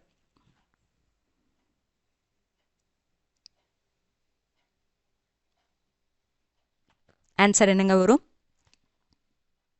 எது சரின்னு பாருங்க. 1 4 1 3 3 4 1 2 4. மாகாண அரசியலமைப்பு குழுவை பொறுத்த வரைக்கும் அதனுடைய தலைவர் சர்தார் வல்லபாய் பட்டேல் தான். கரெக்டு தான். மத்திய அரசியலமைப்பு குழுவை பொறுத்த வரைக்கும் அதனுடைய தலைவர் ராஜேந்திர பிரசாத் கிடையாது, ஜவஹர்லால் நேரு. மத்திய அரசியலமைப்பு குழுனா ஜவஹர்லால் நேரு, மாகாண அரசியலமைப்பு குழுனா சர்தார் வல்லபாய் பட்டேல். அப்போ இது தவறு. இங்கே என்ன வரணும்? ஜவஹர்லால் நேரு வரணும். மாநிலங்கள் குழுவுக்கு தலைவர் பார்த்தீங்கன்னா ஜவஹர்லால் நேரு. கரெக்டு தான். வரைவு அரசியலமைப்பை ஆராயும் சிறப்பு குழுக்கு தலைவர் அம்பேத்கரா? அதாவது இது வந்து ஒரு சிறிய குழுவில் வரும். இப்போ பெரிய குழு அரசியலமைப்பு நிர்ணய சபையில் பெரிய குழுக்கள் சிறிய குழுன்னு வரும்ல. பெரிய குழுவில் வரைவு குழுன்னு ஒன்று இருக்கும். அந்த வரைவு குழுவுடைய தலைவர் அம்பேத்கர்னு தெரியும். அதே மாதிரி சிறிய குழுவில் வரைவு அரசியலமைப்பை ஆராயும் சிறப்பு குழுன்னு ஒன்று இருக்கும். அதனுடைய தலைவர் வந்து அம்பேத்கர் வரமாட்டாங்க. ஓகேங்களா. அப்போ இது தவறு. அந்த கன்ஃபியூஸ் ஆகக்கூடாது. அதாவது அம்பேத்கர் வந்து வரைவு குழுக்கு தான் தலைவர். ஓகேங்களா. அப்போ உங்களுக்கு பார்த்தீங்கன்னா சரியான இணை எதுன்னு பார்த்தீங்கன்னா 1 3 தான் சரி. Option B. பாருங்க பெரிய குழுக்கள் எத்தனை இருக்குன்னா 8 இருக்குமா? 8 இருக்கும். அதில் ஜவஹர்லால் நேரு எதுக்கெல்லாம் தலைவராக இருக்காரு? மத்திய அதிகார குழு, மத்திய அரசியலமைப்பு குழு, மாநிலங்கள் குழு. மாகாண அரசமைப்பு குழு அடிப்படை உரிமைகள், சிறுபான்மையினர் மற்றும் பழங்குடி பகுதிகள் மீதான ஆலோசனை குழுக்கு தலைவராக யார் இருக்காங்க? சர்தார் வல்லபாய் பட்டேல். நடைமுறை விதிகள் குழு, வழிகாட்டுதல் குழுக்கு தலைவராக யார் இருக்காங்க? ராஜேந்திர. இந்த 3 பேர் தான் பெரிய குழுக்களில் வராங்க. ஓகேங்களா. ஜவஹர்லால் நேரு, சர்தார் வல்லபாய் பட்டேல், டாக்டர் ராஜேந்திர பிரசாத். அப்போ யார் எந்தெந்த குழுன்னு நல்லா பார்த்து வச்சுக்கோங்க. மத்திய அப்படின்னு வந்துட்டாவே யார் தான்? ஜவஹர்லால் நேரு தான். மாகாணன் வந்துட்டாவே சர்தார் வல்லபாய் பட்டேல். அதே மாதிரி சிறிய குழுக்கள் பொறுத்த வரைக்கும் நிறைய இருக்குது, 13 இருக்குது. அதில் நீங்கள் தெரிஞ்சுக்க வேண்டியது பாருங்கள், வரைவு அரசியலமைப்பை ஆராயும் சிறப்பு குழுக்கு தலைவர் யாருங்க? ஜவஹர்லால் நேரு. அரசியலமைப்பு நிர்ணய சபை பணிகள் குழுக்கு தலைவர் ஜி.வி. மௌலாங்கர். நிதி மற்றும் அலுவலர் குழு, இந்த தேசிய கொடிக்கான சிறப்பு குழு பார்த்து வச்சுக்கணும், டாக்டர் ராஜேந்திர பிரசாத். அந்த முக்கியமான தலைவர்களாக இருப்பாங்களா? ராஜேந்திர பிரசாத், சர்தார் வல்லபாய் பட்டேல், நேரு, ஜி.வி. மௌலாங்கர். இந்த மாதிரி தலைவர்கள்லாம் எந்தெந்த குழுக்கள் தலைவர்? சிறிய குழுவாக இருந்தாலும் அதை பார்த்து வச்சுக்கோங்க. ஓகேங்களா. அப்போ வரைவு அரசியலமைப்பை ஆராயும் சிறப்பு குழு வந்து ஒரு சிறிய குழு. அதனுடைய தலைவர் வந்து ஜவஹர்லால் நேரு இருக்காங்க, அம்பேத்கர் கிடையாது. ஓகேங்களா. அப்போ ஆப்ஷன் இது பொறுத்த வரைக்கும் 1 3 தான் என்னதுங்க நமக்கு சரி. அடுத்தது பாருங்க, 11வது கேள்வி. அரசியலமைப்பு நிர்ணய சபைக்கான உறுப்பினர்கள் தேர்தலில் இந்திய தேசிய காங்கிரஸ் வென்ற இடங்கள் எவ்வளோ? 296, 284, 308, 208. அரசியலமைப்பு நிர்ணய சபைக்கு உறுப்பினர்கள் தேர்ந்தெடுக்கணும். அப்போ அதுக்கு தேர்தல் வச்சாங்க, மறைமுக தேர்தல் வச்சாங்க. அதில் இந்திய தேசிய காங்கிரஸ் எத்தனை இடங்களை ஜெயிச்சிச்சு? 208 இடங்களை ஜெயிச்சிச்சு. 308 வராது, இது கன்ஃபியூஸ் ஆகிறதுக்காக நான் கொடுத்துருக்கேன். 284 என்ன, 284ங்கிறது என்னதுங்க, அந்த அரசியலமைப்பை ஏற்றுக்கிட்டோம் அப்படின்னு சைன் போட்டவங்க தான் இந்த 284. 296 அப்படிங்கிறது இந்த 389 அந்த அரசியலமைப்பு நிர்ணய சபைக்கான உறுப்பினர்களுடைய அந்த இடங்களில் 296 வந்து பிரிட்டிஷ் மாகாணங்கள்லேருந்து இருப்பாங்க. ஓகேங்களா, இந்த எண்ணிக்கை எல்லாமே ரொம்ப முக்கியமானது. பாருங்கள், எக்ஸ்பிளனேஷன். தேர்தல் எப்போங்க நடந்திருக்கும்? ஜூலை டு ஆகஸ்ட் 1946 தேர்தல் நடந்திருக்கும். அதில் இந்திய தேசிய காங்கிரஸ் 208 இடங்களை ஜெயித்தாங்க. முஸ்லீம் லீக் நம்ம முன்னாடியே பார்த்தோம் 73 இடங்களை ஜெயித்தாங்க. சிறிய மற்றும் சுயேட்சை கட்சிகள் பார்த்திங்கன்னா 15. அடுத்தது பார்த்திங்கன்னா இந்த அரசியலமைப்பை ஏற்றுக்கிட்டோம்ல, அப்போ வந்து எத்தனை பேர் சைன் போட்டு ஏற்றுக்கிட்டாங்கன்னா அது 284 பேர் சைன் போட்டு ஏற்றுக்கிட்டாங்க. ஓகேங்களா. அடுத்தது 12வது கேள்வி பாருங்கள். சுதந்திர இந்தியாவின் முதல் கல்வித்துறை அமைச்சர் யார்? ராஜாஜி, மௌலானா அபுல் கலாம் ஆசாத், ராஜேந்திர பிரசாத், ஜவஹர்லால் நேரு. சுதந்திர இந்தியாவின் முதல் கல்வித்துறை அமைச்சர் யாருங்க? மௌலானா அபுல் கலாம் ஆசாத். ராஜாஜி பொறுத்த வரைக்கும் பார்த்தீங்கன்னா இடைக்கால அரசாங்கம் 1946 அமைச்சிருப்பாங்கல்ல, அதில் தான் கல்வித்துறை அமைச்சராக இருப்பார். ஓகேங்களா. அப்புறம் அந்த விடுதலை அடைஞ்சதுக்கப்புறம் அந்த 1947 வந்து அந்த டொமினியன் சட்டமன்றம் அமைச்சிருப்பாங்கல்ல, அதில் கல்வித்துறை அமைச்சர், சுதந்திர இந்தியாவுடைய முதல் கல்வித்துறை அமைச்சர் மௌலானா அபுல் கலாம் ஆசாத். அடுத்தது ராஜேந்திர பிரசாத் பார்த்தீங்கன்னா உணவு மற்றும் வேளாண்மை துறைக்கு, ஜவஹர்லால் நேரு பார்த்தீங்க அப்படின்னா பிரதமராக இருந்திருப்பார். வெளியுறவுத்துறை, காமன்வெல்த் உறவுகள் அதுக்கெல்லாம் வந்து அமைச்சராக இருந்திருப்பார். ஓகேங்களா. அப்போ ஆன்சர் என்னங்க வரும்? மௌலானா அபுல் கலாம் ஆசாத். நம்ம தெரிஞ்சுக்க வேண்டியது, இடைக்கால அரசாங்கத்தில் எல்லாமே 14 துறை இருக்கும். அந்த 14 துறையை நம்ம மெமரி பண்ண வேண்டியதில்லை. நான் கிளாஸ் எடுக்கும் பொழுதே சொல்லியிருக்கேன், முக்கியமான துறைகளை மட்டும் படிச்சுக்கோங்கன்னு நான் சொன்னேன். இப்போது அந்த டொமினியன்ஸ் சுதந்திரத்துக்கு அப்புறம் அமைச்சாங்கல்ல, அந்த இதில் பார்த்திங்கன்னா ஜவஹர்லால் நேரு பார்த்திங்கன்னா பிரதமராக இருப்பார். அவர் தான் வெளியுறவுத்துறை அமைச்சர், காமன்வெல்த் உறவுகளுக்கான அமைச்சர், அறிவியல் மற்றும் ஆராய்ச்சி துறை. இவரே தான் பார்த்திங்கன்னா இந்த இடைக்கால அரசாங்கம் அமைச்சிருப்பாங்கல்ல, அதில் ஜவஹர்லால் நேரு வெளியுறவுத்துறைக்கும் காமன்வெல்த் உறவுகள் துறைக்கும் அமைச்சராக இருந்திருப்பார். ஓகேங்களா. அதுக்கு பொறுப்பு வகிச்சிருப்பார். இது வந்து என்னென்னா இப்போ இங்கே நம்ம கொடுத்துருக்கிறது 1947 சுதந்திரத்துக்கு அப்புறம் வந்து நமக்கு டொமினியன் சட்டமன்றம் அமைச்சிருப்பாங்கள்ல, அதில். ஓகேங்களா. அதே மாதிரி சர்தார் வல்லபாய் பட்டேலை பொறுத்த வரைக்கும் உள்துறை, தகவல் மற்றும் ஒலிபரப்பு, மாநிலங்கள், இந்த துறைக்கெல்லாம் வந்து பொறுப்பு வகிச்சிருப்பார். இவர் இடைக்கால அரசாங்கத்திலேயும் உள்துறையும் தகவல் மற்றும் ஒலிபரப்புலையும் பொறுப்பு வகிச்சிருப்பார். நான் கம்பேர் பண்ணி படிச்சுக்கோங்கன்னு நான் சொல்லியிருக்கேன். அடுத்து பாருங்கள், டாக்டர் ராஜேந்திர பிரசாத் பொறுத்த வரைக்கும் உணவு மற்றும் வேளாண்மை துறை. அடுத்தது மௌலானா அபுல் கலாம் ஆசாத் பார்த்திங்கன்னா கல்வித்துறை அமைச்சர். முதல் சட்டத்துறை அமைச்சர் யாருங்க? டாக்டர் BR அம்பேத்கர், நமக்கு தெரியும். சுகாதாரத்துறை பார்த்திங்கன்னா ராஜ்குமாரி அம்ரித் கவுர். ஓகேங்களா. இவங்கெல்லாம் முக்கியமானவங்க. 14 துறைகள் இருக்குது, நம்ம முக்கியமானது மட்டும் எடுத்துக்க வேண்டியதாக இருக்குது. ஓகேங்களா.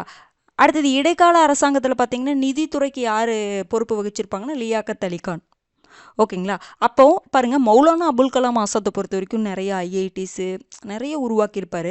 அதனால் பார்த்தீங்கன்னா கல்விக்கு நிறைய பண்ணியிருப்பார். அதனால் பார்த்தீங்கன்னா அவருடைய பிறந்த தினமான நவம்பர் 11 நம்ம தேசிய கல்வி தினமாக நம்ம கொண்டாடுறோம். இந்த விஷயத்தை நீங்கள் தெரிஞ்சுக்கோங்க.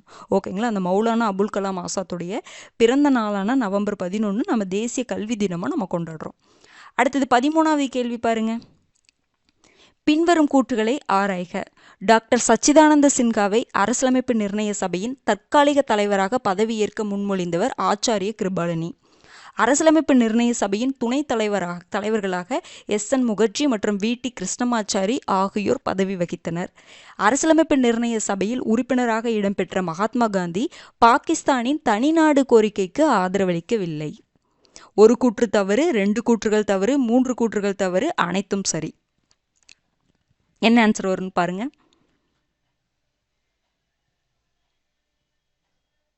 ஆன்சர் பார்க்கலாங்களா? டாக்டர் சச்சிதானந்த சின்ஹாவை அரசியலமைப்பு நிர்ணய சபையுடைய தற்காலிக தலைவராக பதவி ஏற்க முன்மொழிந்தவர் யாருங்க? ஆச்சாரிய கிருபாலினி தான். இது கரெக்டு தான்.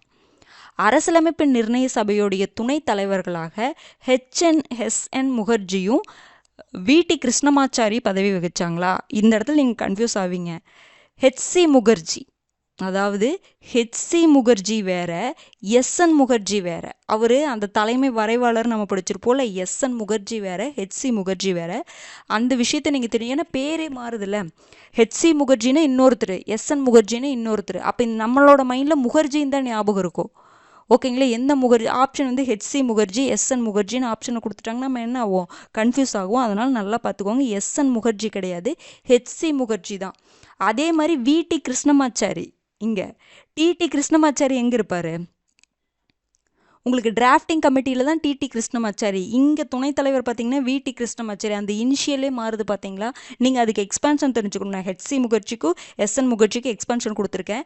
நீங்கள் டிடி கிருஷ்ணமாச்சாரி விடி அதுக்கு என்ன எக்ஸ்பான்ஷன் தெரிஞ்சு வச்சுக்கோங்க. எக்ஸ்பான்ஷனை கொஸ்டினை கேட்க போகிறது கிடையாது. ஆனால் ஆப்ஷனில் விடி கிருஷ்ணமாச்சாரி டிடி கிருஷ்ணமாச்சாரின்னு வச்சா நமக்கு கன்ஃபியூஸ் ஆகும். ஏன்னா நம்ம மைண்டில் கிருஷ்ணமாச்சாரி தான் இருக்கும். டிடியா விடியான்னு தெரியாமல் போயிடும். அந்த இடத்துல கன்ஃபியூஸ் ஆகும். அதுக்காக சொல்கிறேன். அதை மனப்பாடம் பண்ண வேண்டியது கிடையாது. ஆனால் அந்த வித்தியாசத்தை தெரிஞ்சுக்கணுங்கிறதுக்காக நான் சொல்கிறேன். ஓகேங்களா? அப்போ இது தவிர விடி கிருஷ்ணமாச்சாரி கரெக்ட் தான். ஆனால் ஹெச்சி முகர்ஜி இங்கே வரணும். அடுத்தது, அரசியலமைப்பு நிர்ணய சபையில் உறுப்பினராக இடம்பெற்ற மகாத்மா காந்தி பாகிஸ்தானின் தனிநாடு கோரிக்கையை ஆதரவளிக்கவில்லை. மகாத்மா காந்தி பொறுத்த வரைக்கும் பாகிஸ்தானுடைய தனிநாடு கோரிக்கைக்கு சப்போர்ட் பண்ணலை. கரெக்டு தான். ஆனால் அவர் அரசியலமைப்பு நிர்ணய சபையில் உறுப்பினராக இருந்தாரா? இதுதான் ரொம்ப முக்கியம். கிடையாது. அரசியலமைப்பு நிர்ணய சபையில் 359 பேர் இருக்காங்கல்ல. இந்திய தேசிய காங்கிரஸ் 208 சீட்டு வின் பண்ணுறாங்கல்ல, அதில் மகாத்மா காந்தி கிடையாது. முஸ்லீம் லீக் வந்து 73 சீட் வின் பண்ணுறாங்களா, அதில் முகமது அலி ஜின்னா கிடையாது. இதை நம்ம தெரிஞ்சுக்கணும். அப்போ இவர் ஆதரவளிக்கவில்லை தான். ஆனால் இவர் அரசியலமைப்பு நிர்ணய சபையில் உறுப்பினராகலாம் இல்லை மகாத்மா காந்தி. அப்போ இது தவறு. அப்போ நமக்கு என்னதுங்க? 2 கூற்றுகள் தவறு. Option B. பாருங்க, முதல் கூட்டம் எப்பங்க நடந்திருக்கும்? டிசம்பர் 9. அரசியலமைப்பு நிர்ணய சபையுடைய முதல் கூட்டம் டிசம்பர் 9, 1946 காலை 11 மணி அளவில் அரசியலமைப்பு அரங்கு புதுடெல்லியில் நடைபெற்றிருக்கும். அதில் 207 to 210 கிட்ட ஒரு இடத்துல ஒரு மாதிரி கொடுத்துருப்பாங்க. அதனால் 207, சில இடத்துல 209 கொடுத்துருப்பாங்க. ரொம்ப அக்யூரேட்டாக நம்ம தெரிஞ்சுக்க வேண்டியதில் 207 ஞாபகம் வச்சுக்கோங்க. ஓகேங்களா? இந்த முதல் நாள் நடந்திருக்கும்ல, அந்த கூட்டத்தை முஸ்லீம் லீக் வந்து புறக்கணிச்சிட்டாங்க. முஸ்லீம் லீக் என்னதுங்க 73 சீட்டு வின் பண்ணியிருக்காங்க. ஆனாலுமே பார்த்தீங்கன்னா இந்த ஃபஸ்ட்டு கூட்டத்தை முஸ்லீம் லீக் வந்து புறக்கணிச்சாங்க. எதன் முன்னிட்டு அப்படி பார்த்தீங்கன்னா, பாகிஸ்தான் கோரிக்கையை தனிநாடு வேணும் அப்படிங்கிற அந்த கோரிக்கையை முன்வைத்து அவங்க என்ன பண்ணிட்டாங்க? இந்த கூட்டத்தை புறக்கணிச்சிட்டாங்க. ரொம்ப ரொம்ப முக்கியமானது. இந்த ஃபஸ்ட்டு கூட்டத்துடைய கூட்ட பொருள் என்ன அப்படின்னா, தற்காலிக தலைவர் தேர்வு. அப்போ யார் தற்காலிக தலைவராக தேர்ந்தெடுக்கிறாங்க? டாக்டர் சச்சிதானந்த சின்ஹாவை தான் தேர்ந்தெடுக்கிறாங்க. யார் அதுக்கு முன்மொழிகிறாங்க? ஆச்சாரிய கிருபாலினி வந்து முன்மொழிஞ்சிருப்பாங்க. அதாவது இந்த தற்காலிக தலைவராக அந்த தேர்ந்தெடுக்கிறத வந்து அந்த முன்மொழிகிறாங்க பார்த்தீங்களா? அது எந்த நடைமுறைனா ஃப்ரெஞ்சு நடைமுறை. அங்கே இருக்கக்கூடிய மூத்த ஒருத்தரை வந்து தற்காலிக தலைவராக தேர்வு செய்யக்கூடிய அந்த நடைமுறை பார்த்தீங்கன்னா ஃப்ரெஞ்சு நடைமுறை. அதே மாதிரி தற்காலிக தலைவர் தேர்ந்தெடுக்கக்கூடிய அந்த நடைமுறை ஃப்ரெஞ்சு. அங்கே இருக்கக்கூடிய அந்த மூத்த உறுப்பினர்களை தேர்ந்தெடுப்பாங்க. அது வந்து ஃப்ரெஞ்சு நடைமுறை. அது ஞாபகம் வச்சுக்கோங்க. ஓகேங்களா? டிசம்பர் 11, 1946 2வது கூட்டம் நடக்கும். அப்போ வந்து நிரந்தர தலைவராக டாக்டர் ராஜேந்திர பிரசாத்தை அப்பாயின்மெண்ட் பண்ணியிருப்பாங்க. ஓகேங்களா? துணைத் தலைவர் யாருங்கன்னா ஹெச்சி முகர்ஜியும் விடி கிருஷ்ணமாச்சாரியும்.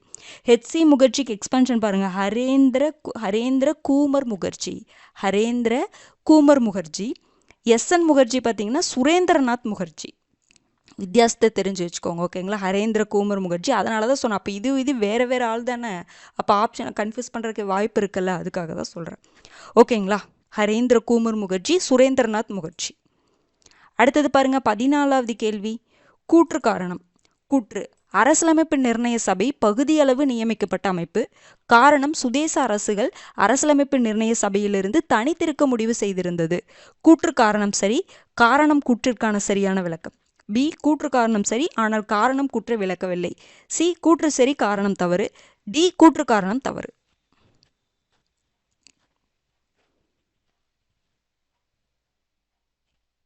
ஆன்சர் பார்க்கலாங்களா? அரசியலமைப்பு நிர்ணய சபையை பொறுத்த வரைக்கும் பகுதியளவு நியமிக்கப்பட்ட அமைப்பு, பகுதியளவு தேர்ந்தெடுக்கப்பட்ட அமைப்பு. கரெக்டு தான். காரணம்: சுதேச அரசுகள் அரசியலமைப்பு நிர்ணய சபையிலிருந்து தனித்திருக்க முடிவு செய்திருந்தது.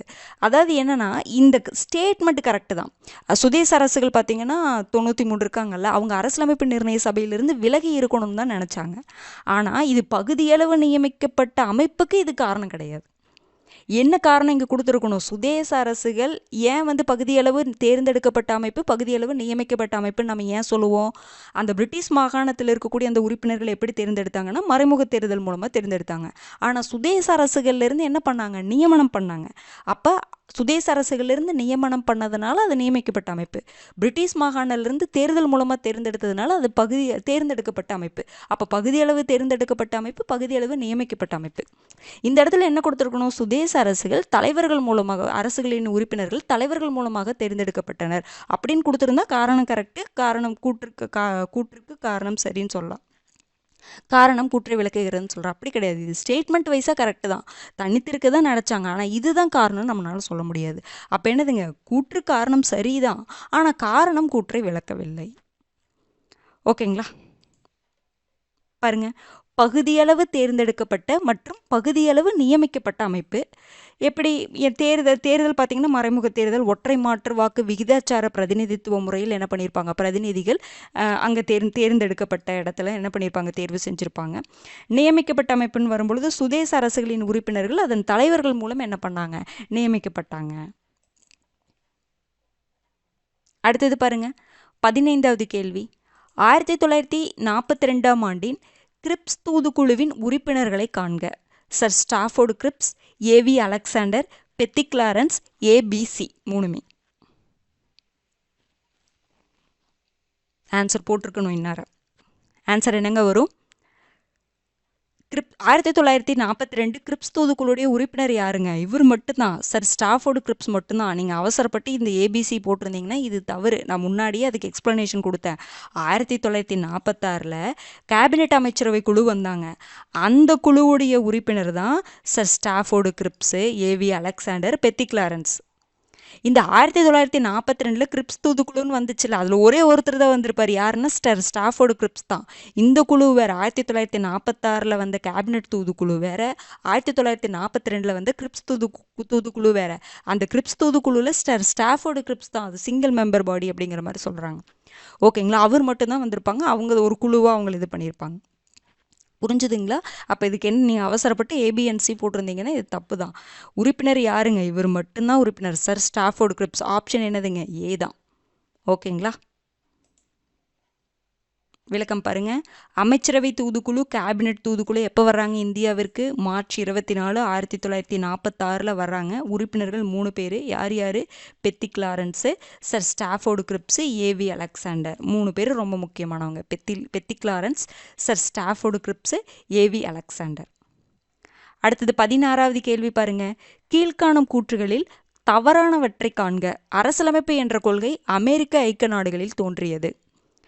அரசியலமைப்பு நிர்ணய சபைக்கான தேர்தலில் ஒவ்வொரு பகுதிக்கும் 1 மில்லியன் மக்களுக்கு 1 இடம் என இடங்கள் ஒதுக்கீடு செய்யப்பட்டன. 1 2 சரி, 1 2 தவறு, 1 மட்டும் தவறு, 2 மட்டும் தவறு.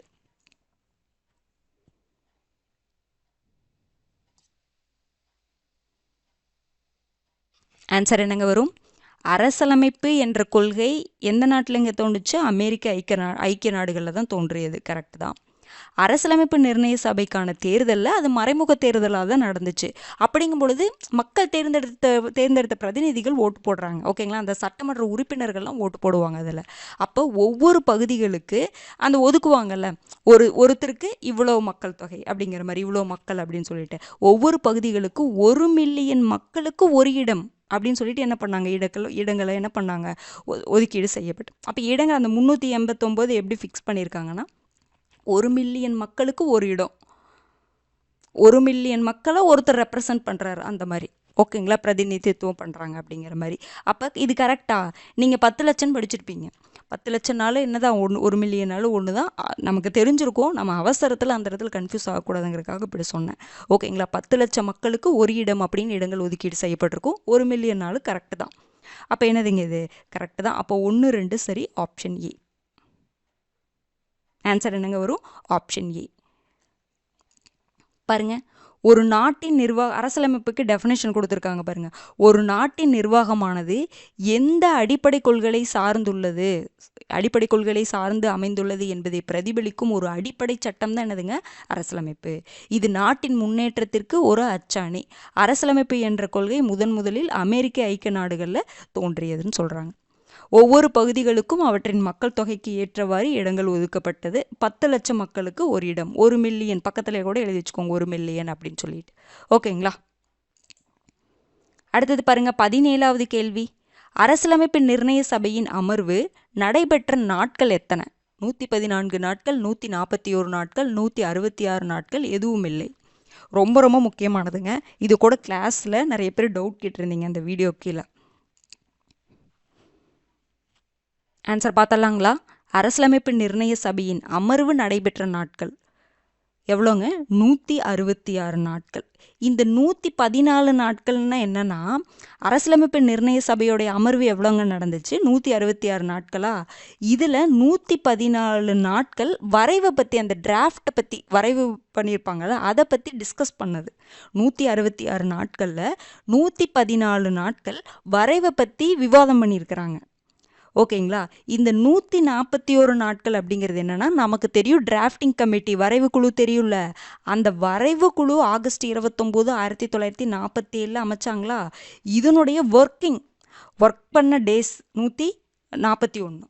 அப்போ 114 என்னங்கிறது இது இங்கே வந்துடும், அரசியலமைப்பு நிர்ணய சபை. அதில் ஒரு குழு தான் இந்த டிராஃப்டிங் கமிட்டி. இந்த கமிட்டியோடைய ஒர்க்கிங் டேஸ் தான் 141 நாள். இப்போ புரிஞ்சிருச்சுங்களா? பாருங்க, அரசியலமைப்பு நிர்ணய சபை மொத்தம் எத்தனை அமர்வுகளுங்க? 11 அமர்வுகளை கொண்டது. எவ்வளோ வருஷம் நடந்திருக்கு? 2 ஆண்டு 11 மாதங்கள் 18 நாட்கள். இதில் 16, 17, 18 எப்படி வேணாலும் கன்ஃபியூஸ் பண்ணியிருப்பாங்க. ஏதோ ஒன்று ஞாபகம் வச்சுட்டு லைனாக கொடுக்க மாட்டாங்க எப்படியும். ஓகேங்களா? 18, 16, 17, 18 இதுக்குள்ளே ஏதோ ஒரு ஆப்ஷன் தான் இருக்கும். ஓகேங்களா? அப்போ மொத்தம் எவ்வளோங்க? 166 நாட்கள். இவ்வளோ வருஷத்தில் 166 நாட்கள் என்ன பண்ணியிருப்பாங்க? அமர்வு உட்காந்து பேசியிருக்காங்க. அதில் 114 நாட்கள் வரைவு குறித்து என்ன பண்ணியிருக்காங்க? விவாதம் பண்ணியிருக்காங்க. அப்புறம் இந்த சபையில் இருக்கக்கூடிய ஒரு குழு தான் வரைவு குழு. இதனுடைய முதல் வரைவு பிப்ரவரி 1948 தாக்கல் பண்ணியிருப்பாங்க. இறுதி வரைவு நவம்பர் 1948. மொத்தம் பார்த்தீங்க அப்படின்னா 141 நாட்கள் என்ன பண்ணியிருப்பாங்க அப்படின்னா ஒர்க் பண்ணியிருப்பாங்க அப்படிங்கிற மாதிரி சொல்கிறாங்க. ஓகேங்களா? ஞாபகம் வச்சுக்கோங்க. அடுத்தது பாருங்க, 18வது கேள்வி. கீழ்காணும் கூற்றுகளில் தவறான ஒன்றை காண்க.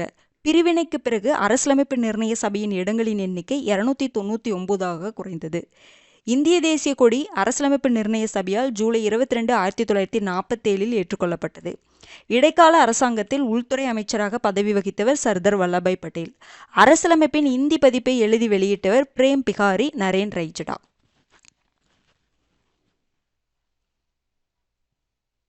தவறான ஒன்று கேட்டிருக்காங்க. ஆன்சர் பார்க்கலாங்களா? இந்தியா பாகிஸ்தான் அந்த பிரிவினைக்கு பிறகு 1947 வச்சுக்கலாம், இந்திய விடுதலைக்கு அப்புறம் அரசியலமைப்பு நிர்ணய சபையோடைய இடங்களின் எண்ணிக்கை 299 குறைஞ்சு போயிடுச்சு. கரெக்ட் தான். ஃபஸ்ட்டு 389 இருந்துச்சா, அதுக்கப்புறம் தான் நம்ம பிரிஞ்சிட்டோம்ல. இந்த 389ல் 73 வந்து உங்களுக்கு முஸ்லீம் லீக் தான் இருந்திருப்பாங்க. ஓகேங்களா? அப்போ என்ன ஆகும்னா, பின்னாடி அந்த விடுதலைக்கு அப்புறம் அவங்களுக்கு தனியாக அரசியலமைப்பு நிர்ணய சபை உருவாக்கியிருப்பாங்க, தனி நாடாக அவங்க போயிட்டாங்க. அதனால் இங்கே இருக்கக்கூடியவங்களாம் குறைஞ்சிருப்பாங்க. அதனால தான் விடுதலைக்கு அப்புறம் பிரிவினைக்கு அப்புறம் நிர்ணய சபையோட இடங்களின் எண்ணிக்கை எவ்வளோ ஆயிடுச்சுங்க? 299 ஆயிடுச்சு. இதை தெரிஞ்சுக்கணும். 389 இருந்தது, 299 ஆயிடுச்சு. இது கரெக்டு தான். அடுத்தது, இந்திய தேசிய கொடி அரசியலமைப்பு நிர்ணய சபையால் ஜூலை 22, 1947 ஏற்றுக்கொள்ளப்பட்டது. கரெக்டு தான். அடுத்தது பாருங்க, இடைக்கால அரசாங்கத்தில் உள்துறை அமைச்சராக பதவி வகித்தவர் சர்தார் வல்லபாய் பட்டேல். கரெக்டு தான். நான் முன்னாடியே உங்களுக்கு எக்ஸ்பிளனேஷனில் கொடுத்துருக்கேன். கரெக்டு. அடுத்தது பார்த்தீங்க, அதே மாதிரி இடைக்கால அரசாங்கத்திலையும் சரி, அதுக்கப்புறம் அந்த சுதந்திர இந்தியாவுடைய முதல் உள்துறை அமைச்சரும் சர்தார் வல்லபாய் பட்டேல் தான். அடுத்தது பாருங்க, அரசியலமைப்பின் இந்தி பதிப்பை எழுதி வெளியிட்டவர் பிரேம் பெகாரி நரேன் ரைஜடாவா? கிடையாது. இத்தாலிய பாணியில் கைப்பட எழுதியவர் தான் இந்த பிரேம் பெகாரி நரேன் ரைஜடா. இந்தி பதிப்பை எழுதி வெளியிட்டவர் யாருங்க? வசந்த் கிருஷ்ணா வைத்யா. இதில் எக்ஸ்பிளனேஷனில் கொடுக்கல, நான் நோட் பண்ணிக்கோங்க. வசந்த் கிருஷ்ண வைத்யா அவங்கனால தான் இந்தி பதிப்பு எழுதி வெளியிடப்பட்டது. ஓகேங்களா? அப்போ ஆப்ஷன் என்னதுங்க? டி தான். பாருங்க விளக்கம். பாகிஸ்தானுக்கு தனி அரசியலமைப்பு சபை ஏற்படுத்தப்பட்டது எப்போங்க? ஜூலை 26, 1947. இது நம்ம முன்னாடியே பார்த்துட்டோம். டிசம்பர் 1947 பார்த்தீங்கன்னா மொத்தம் பாருங்கள் 299 பேர் ஆயிடுச்சு. முன்னாடி 389 இருந்துச்சா? டிசம்பர் 1947 விடுதலையில் அடைஞ்சதுக்கப்புறம் 299 மாறிடுச்சு. அப்போ இந்திய மாகாணங்களில் 229 பேர் ஆயிட்டாங்க. சுதேச அரசுகளில் 70 பேர் ஆயிட்டாங்க. 93 இருந்தது 70 ஆயிடுச்சு. அதே மாதிரி இந்த பிரிட்டிஷ் இந்திய மாகாணங்களில் 296 பேர் இருந்தாங்களா, அது 229 ஆயிடுச்சு. அப்போ மொத்தமாக 299 ஆயிடுச்சுன்னு சொல்கிறாங்க. ஓகேங்களா. அடுத்து பாருங்கள், காமன்வெல்த் கூட்டமைப்பில் இந்தியாவை உறுப்பினராக்கியது எப்போன்னு பார்த்தீங்கன்னா மே 1949. இதெல்லாம் வருஷம் ஞாபகம் வச்சுக்கோங்க. தேசிய கொடி ஏற்றுக்கொள்ளப்பட்டது பார்த்தீங்கன்னா ஜூலை 22, 1947. டாக்டர் ராஜேந்திர பிரசாத் முதல் குடியரசுத் தலைவராக தேர்ந்தெடுக்கப்பட்டார் எப்போ? ஜனவரி 24, 1950. இதெல்லாம் முக்கியமான வருடங்கள். ஜனவரி 24, 1950 பின்னாடியே நம்ம கொஸ்டினில் பார்ப்போம். ஏன்னா நம்ம ஜனவரி 26, 1950 கூட நம்ம போடுறதுக்கு அதுக்கு வாய்ப்பு இருக்குது. அதனால் பார்த்துக்கோங்க. ஓகேங்களா. அப்போ இதுக்கு ஆப்ஷன் என்னங்க வரும்? ஆப்ஷன் டி தான் தவறானது. அடுத்தது 19வது கேள்வி பாருங்கள். கீழ்காணும் கூற்றுகளில் தவறானவற்றை தேர்வு செய்க. அரசியலமைப்பு நிர்ணய சபையின் வரைவு குழுவின் உறுப்பினரான என் மாதவராவ் விலகிய பிறகு BL மெட்டர் உறுப்பினரானார். ஜனவரி 24, 1950 அன்று அரசியலமைப்பு நிர்ணய சபையால் தேசிய பாடல் ஏற்றுக்கொள்ளப்பட்டது. இதில் எது தவறுன்னு பாருங்க. 1 மட்டும், 2 மட்டும், 1 2, 1 2 சரி. ஆன்சர் பார்த்தலாங்களா? அரசியலமைப்பு நிர்ணய சபையுடைய அந்த வரைவு குழுவில் 7 பேர் இருக்கிறாங்கங்க. அதில் என் மாதவராவ் விலகிய பிறகு BL மெட்டர் உறுப்பினரானாரா? நான் முன்னாடியே சொன்னேன், BL மெட்டர் விலகிடுவார். அவர் விலகிறதுனால தான் என் மாதவராவ் உள்ள வருவார். ஓகேங்களா. அப்போ இது கொஞ்சம் மாறி இருக்குது. அப்போ இது தவறு. ஜனவரி 24, 1950 அன்று அரசியலமைப்பு நிர்ணய சபையால் தேசிய பாடல் ஏற்றுக்கொள்ளப்பட்டது. கரெக்டு தான். தேசிய பாடல், தேசிய கீதம் இதெல்லாமே ஜனவரி 24, 1950 ஏற்றுக்கொள்ளப்பட்டிருக்கும். ஓகேங்களா. ஜூலை 22, 1947 தேசிய கொடி ஏற்றுக்கொள்ளப்பட்டிருக்கும். அப்போ தவறானது அப்படின்னு பார்த்தீங்கன்னா என்னதுங்க? நமக்கு 1 மட்டும் தவறு. Option A. பாருங்க, தேசிய கீதம் மற்றும் தேசிய பாடல் ஏற்கப்பட்டது பார்த்தீங்கன்னா ஜனவரி 24, 1950. டாக்டர் ராஜேந்திர பிரசாத் முதல் குடியரசுத் தலைவராக தேர்ந்தெடுக்கப்பட்டார் எப்போ? ஜனவரி 24, 1950. 26 கன்ஃபியூஸ் ஆகும், அதுக்காக தான் நான் கொடுத்துருக்கேன். வரைவு குழு ஆகஸ்ட் 29, 1947. அதில் இவங்கெல்லாம் உறுப்பினர்கள் நம்ம முன்னாடியே பார்த்துட்டோம். இப்போ கேட்ட கொஸ்டின் பார்த்தீங்கன்னா BL மிட்டருக்கு பிறகு மாதவராவ் வந்திருப்பார். TP கைத்தானுக்கு பிறகு TT கிருஷ்ணமாச்சாரி வந்திருப்பாங்க. இந்த வித்தியாசம் கண்டிப்பாக தெரிஞ்சு வச்சுக்கோங்க. ஓகேங்களா. அடுத்தது பாருங்க, 20வது கேள்வி. கீழ்காணும் கூற்றுகளில் தவறானவற்றை காண்க. பாருங்க, அரசியலமைப்பு தினம் 2015 முதல் ஜனவரி 26 அன்று கொண்டாடப்படுகின்றது. 1949ஆம் ஆண்டு ஏற்றுக்கொள்ளப்பட்ட போது அரசியலமைப்பு 395 சட்டப்பிரிவுகளை உள்ளடக்கி இருந்தது. இந்திய சுதந்திர சட்டம் 1947 அரசியலமைப்பு நிர்ணய சபைக்கு முழு சட்டமன்ற அதிகாரத்தை வழங்கியது. இதில் எது தவறுன்னு பாருங்க.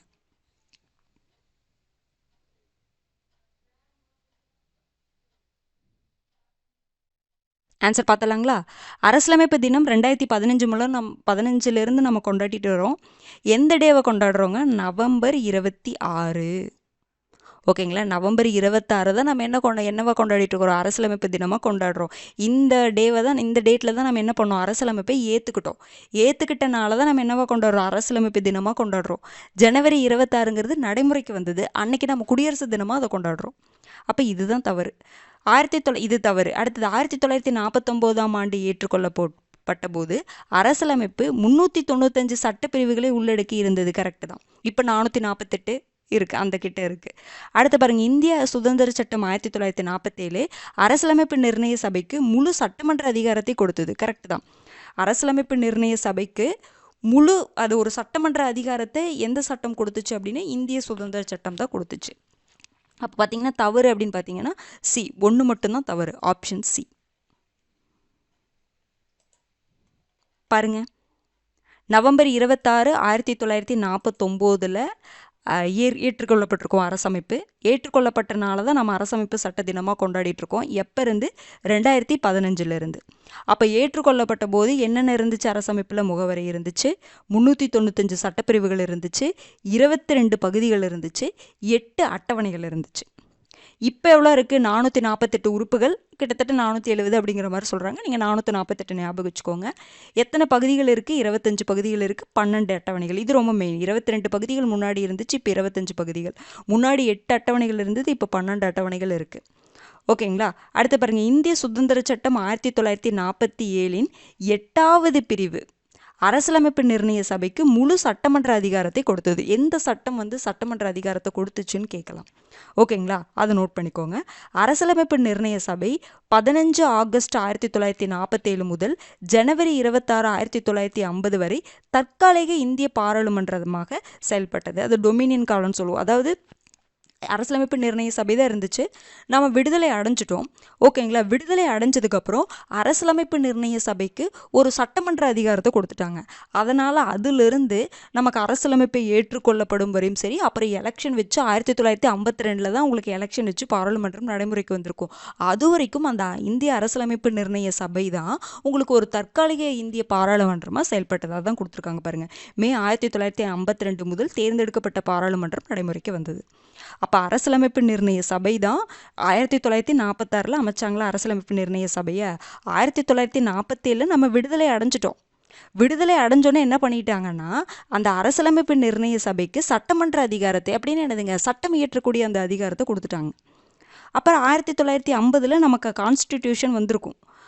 அதுக்கப்புறமே பார்த்தீங்கன்னா நமக்கு எலெக்ஷன் வச்சு அதுக்கப்புறம் ஒரு பாராளுமன்றம் ஒரு உறுப்பினர்களை தேர்ந்தெடுக்கிறது 1952. அது வரைக்கும் இந்த 1947 1952 வரைக்கும் இந்த இந்திய அரசியலமைப்பு நிர்ணய சபை தான் பாராளுமன்றமாக, தற்காலிக பாராளுமன்றமாக செயல்பாட்டில் இருந்துச்சு.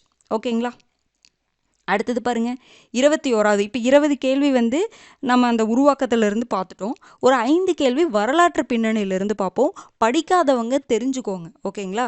இல்லை இன்னும் படிக்கணும் அப்படிங்கிறவங்க நீங்கள் ஒரு டைம் மீண்டும் அந்த வீடியோ பார்த்தீங்கன்னாவே போதுமானது. கண்டிப்பாக இதிலேருந்து கொஷின் கேட்குறாங்க, நம்ம விட முடியாது. ஓகேங்களா? பாருங்கள், இந்திய அரசு சட்டம் 1935 கீழ் நிறுவப்படாத கூறுகள் என்னன்னு கேட்குறாங்க. காண்க. மாகாண தன்னாட்சி, மத்தியில் இரட்டையாட்சி, முதல் முறை ஈரவை சட்டமன்றம், முதல் முறை தேர்தல், இந்தியாவிற்கான உயர் ஆணையர் பதவி. இதில் 1935 கீழே வராத கூறு என்னென்ன? 2, 3, 3, 4, 5, 5 மட்டும், 1, 2, 5. என்னங்க வரும்?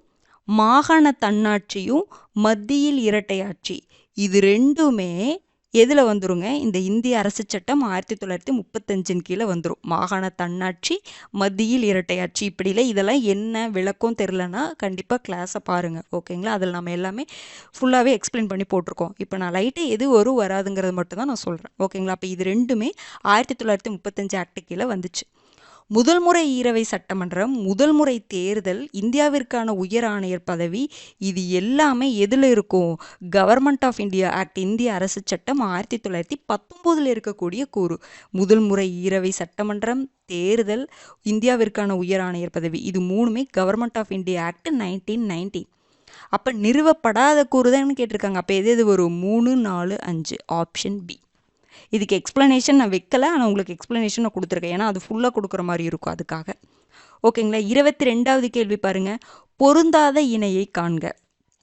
இயக்குனர் குழு உருவாக்கம், ஒழுங்குமுறை சட்டம் 1773, லாகா முறை, இந்திய கவுன்சில் சட்டம் 1861, கட்டுப்பாட்டு வாரியம் கலைப்பு, இந்திய விடுதலை சட்டம் 1947, அரசு செயலர் பதவி ஒழிப்பு, இந்திய அரசு சட்டம் 1858. இதில் எது பொருந்தலை? அனைத்தும் சரியா? 1, 3, 3, 4, 2, 4.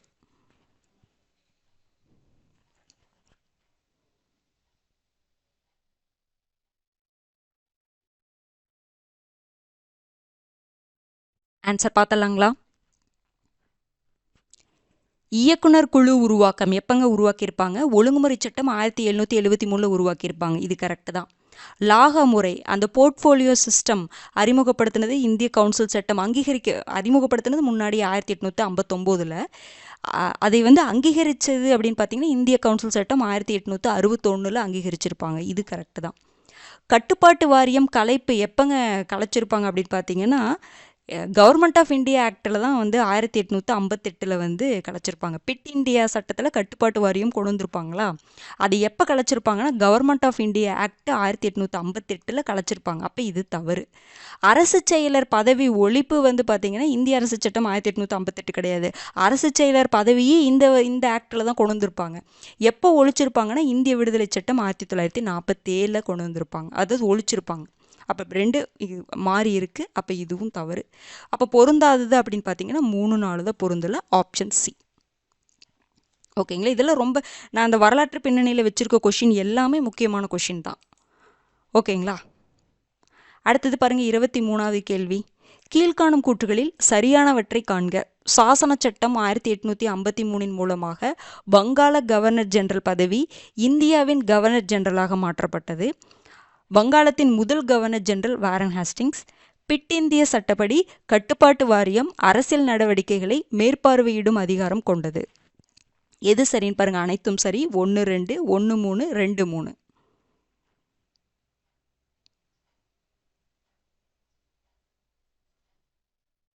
ஆன்சர் பார்த்தலாங்களா? பாருங்க, சாசன சட்டம் 1853 மூலமாக வங்காள கவர்னர் ஜெனரல் பதவி இந்தியாவின் கவர்னர் ஜெனரலாக மாற்றப்பட்டது. சாசன சட்டம் 1853 கிடையாதுங்க, 1833 வரணும். அப்போ இது தவறு.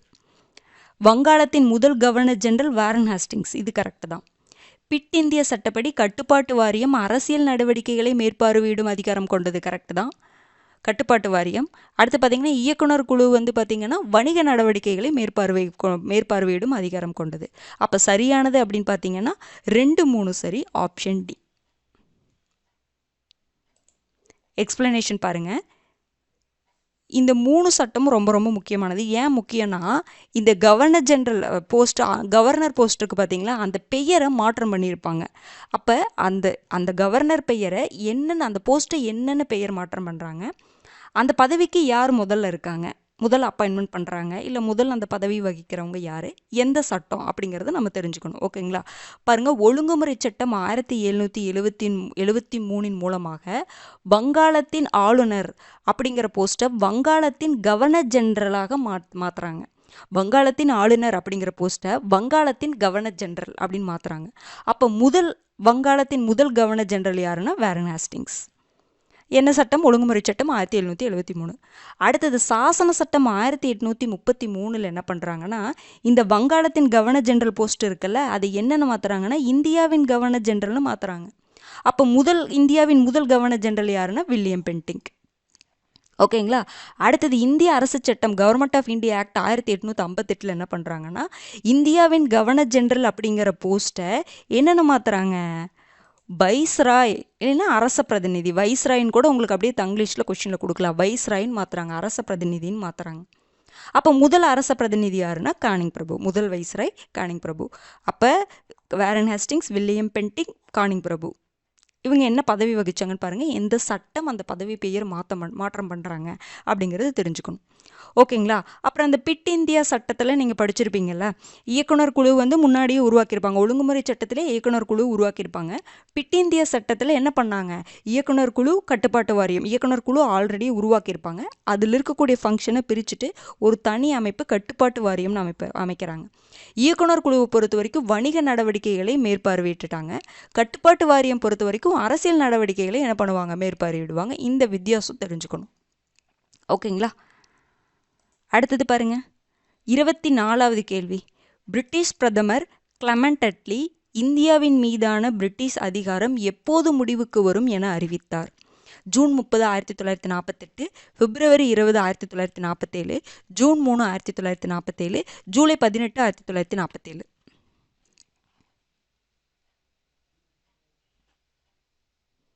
ஆன்சர் என்னங்க வரும்? பிரிட்டிஷ் பிரதமர் கிளமெண்ட் அட்லி வந்து இந்தியா மீதான பிரிட்டிஷ் அதிகாரம் ஜூன் 30, 1948 முடிவுக்கு வந்துடும். அதாவது என்ன சொல்ற, ஜூன் 30, 1948 அப்போ இந்தியாவின் மீதான பிரிட்டிஷ் அதிகாரம் முடிவுக்கு வந்துடும் அப்படின்னு சொல்லியிருப்பாரு. எப்போ சொல்லியிருப்பாரு? பிப்ரவரி 20, 1947 இப்படி முடியும்னு சொல்லியிருப்பாரு. ஜூன் 3 1947 என்னதுங்க, மவுண்ட் பேட்டன்.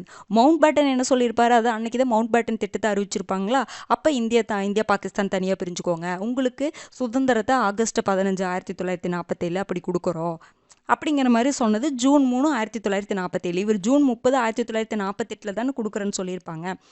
நாங்கள் என்ன பண்ணுறோம், சொன்னதுக்கு முன்னாடியே நாங்கள் உங்களுக்கு விடுதலை கொடுத்துட்றோன்னு சொல்லிட்டு ஜூன் 3 1947 மவுண்ட் பேட்டன் சொல்லியிருப்பாரு. ஜூலை 18 1947 என்னங்க, இந்தியாவுக்கு விடுதலை கொடுக்கணும், அதுக்கு ஒரு சட்டம் இயற்றணும்ல. அப்போ இந்திய விடுதலை சட்டம் ஒப்புதல் பெறப்பட்டது ஜூலை 18 1947. அப்போ இந்த 4மே ரொம்ப முக்கியமான வருடங்கள் தான். ஓகேங்களா, பாருங்க. இந்திய சுதந்திர சட்டம் 1947 தான் இது கொடுத்துருப்போம் பாருங்க. பிப்ரவரி 20 1947 பிரிட்டிஷ் பிரதமர் கிளமெண்ட் அட்லி என்ன சொல்றாருன்னா, இந்தியாவின் மீதான பிரிட்டிஷ் அதிகாரம் ஜூன் 30 1948 முடிவுக்கு வந்துடும் அப்படின்னு சொல்றாரு. ஜூன் 3 1947 மவுண்ட் பேட்டன் என்ன பண்ணுறாரு, உங்களுக்கு சொன்னதுக்கு முன்னாடியே நாங்கள் விடுதலை கொடுத்துட்றோம் அப்படின்னு சொல்லி தான் நமக்கு 1947 விடுதலை கிடச்சிருக்கும். அந்த அறிவிச்சது தான் மவுண்ட் பேட்டன் திட்டம். அப்போ தான் இந்தியாவுக்கும் பாகிஸ்தான் தனிநாடு அதையெல்லாம் ஒத்துருந்துருப்பாங்க. ஓகேங்களா, அதுக்காக என்ன பண்ணியிருப்பாங்க, இந்திய விடுதலை சட்டம் ஜூலை 18 1947 அரசின் ஒப்புதலை பெற்றிருக்கும். விடுதலை கொடுக்குறாங்க, அதுக்கு விடுதலை சட்டம் இயற்றணும்ல, அப்போ அதுக்கு ஒப்புதல் பெற்றது ஜூலை 18. இது ரொம்ப ரொம்ப முக்கியம். இந்திய விடுதலை சட்டம் ஒப்புதல் பெற்றது ஜூலை 18 1947. நடைமுறைக்கு வந்தது ஆகஸ்ட் 15 1947. இது ரெண்டும் கன்ஃபியூஸ் பண்ணிக்கூடாது. ஒப்புதல் பெறப்பட்டது இந்திய விடுதலை சட்டம் ஆகஸ்ட் 15 1947 ஒப்புதல் பெறப்பட்டதுன்னா கரெக்ட்னு போட்டக்கூடாது, அது தப்பு. நடைமுறைக்கு வந்தது ஒப்புதல் பெறப்பட்டது ஜூலை 18 1947. ஓகேங்களா, அடுத்து பாருங்க 25வது கேள்வி. எந்த சட்டத்தின் மூலமாக சீக்கியர், இந்திய கிறிஸ்துவர், ஆங்கிலோ இந்தியர் மற்றும் ஐரோப்பியருக்கு தனி வாக்காளர் தொகுதி வழங்கப்பட்டது? இந்திய அரசு சட்டம் 1935, மின்டோ மார்லி சீர்திருத்தம், இந்திய கவுன்சில் சட்டம் 1892, இந்திய அரசு சட்டம் 1919. ரொம்ப ரொம்ப முக்கியமானது. ஒரு சட்டத்திலையும் ஒருத்தருக்கு அந்த தனி வாக்காளர் தொகுதி ஒதுக்கியிருப்பாங்க. அப்போ பார்த்தீங்கன்னா இந்திய அரசு சட்டம் 1919 தான் உங்களுக்கு ஆன்சர். ஓகேங்களா, இந்திய அரசு சட்டம் 1919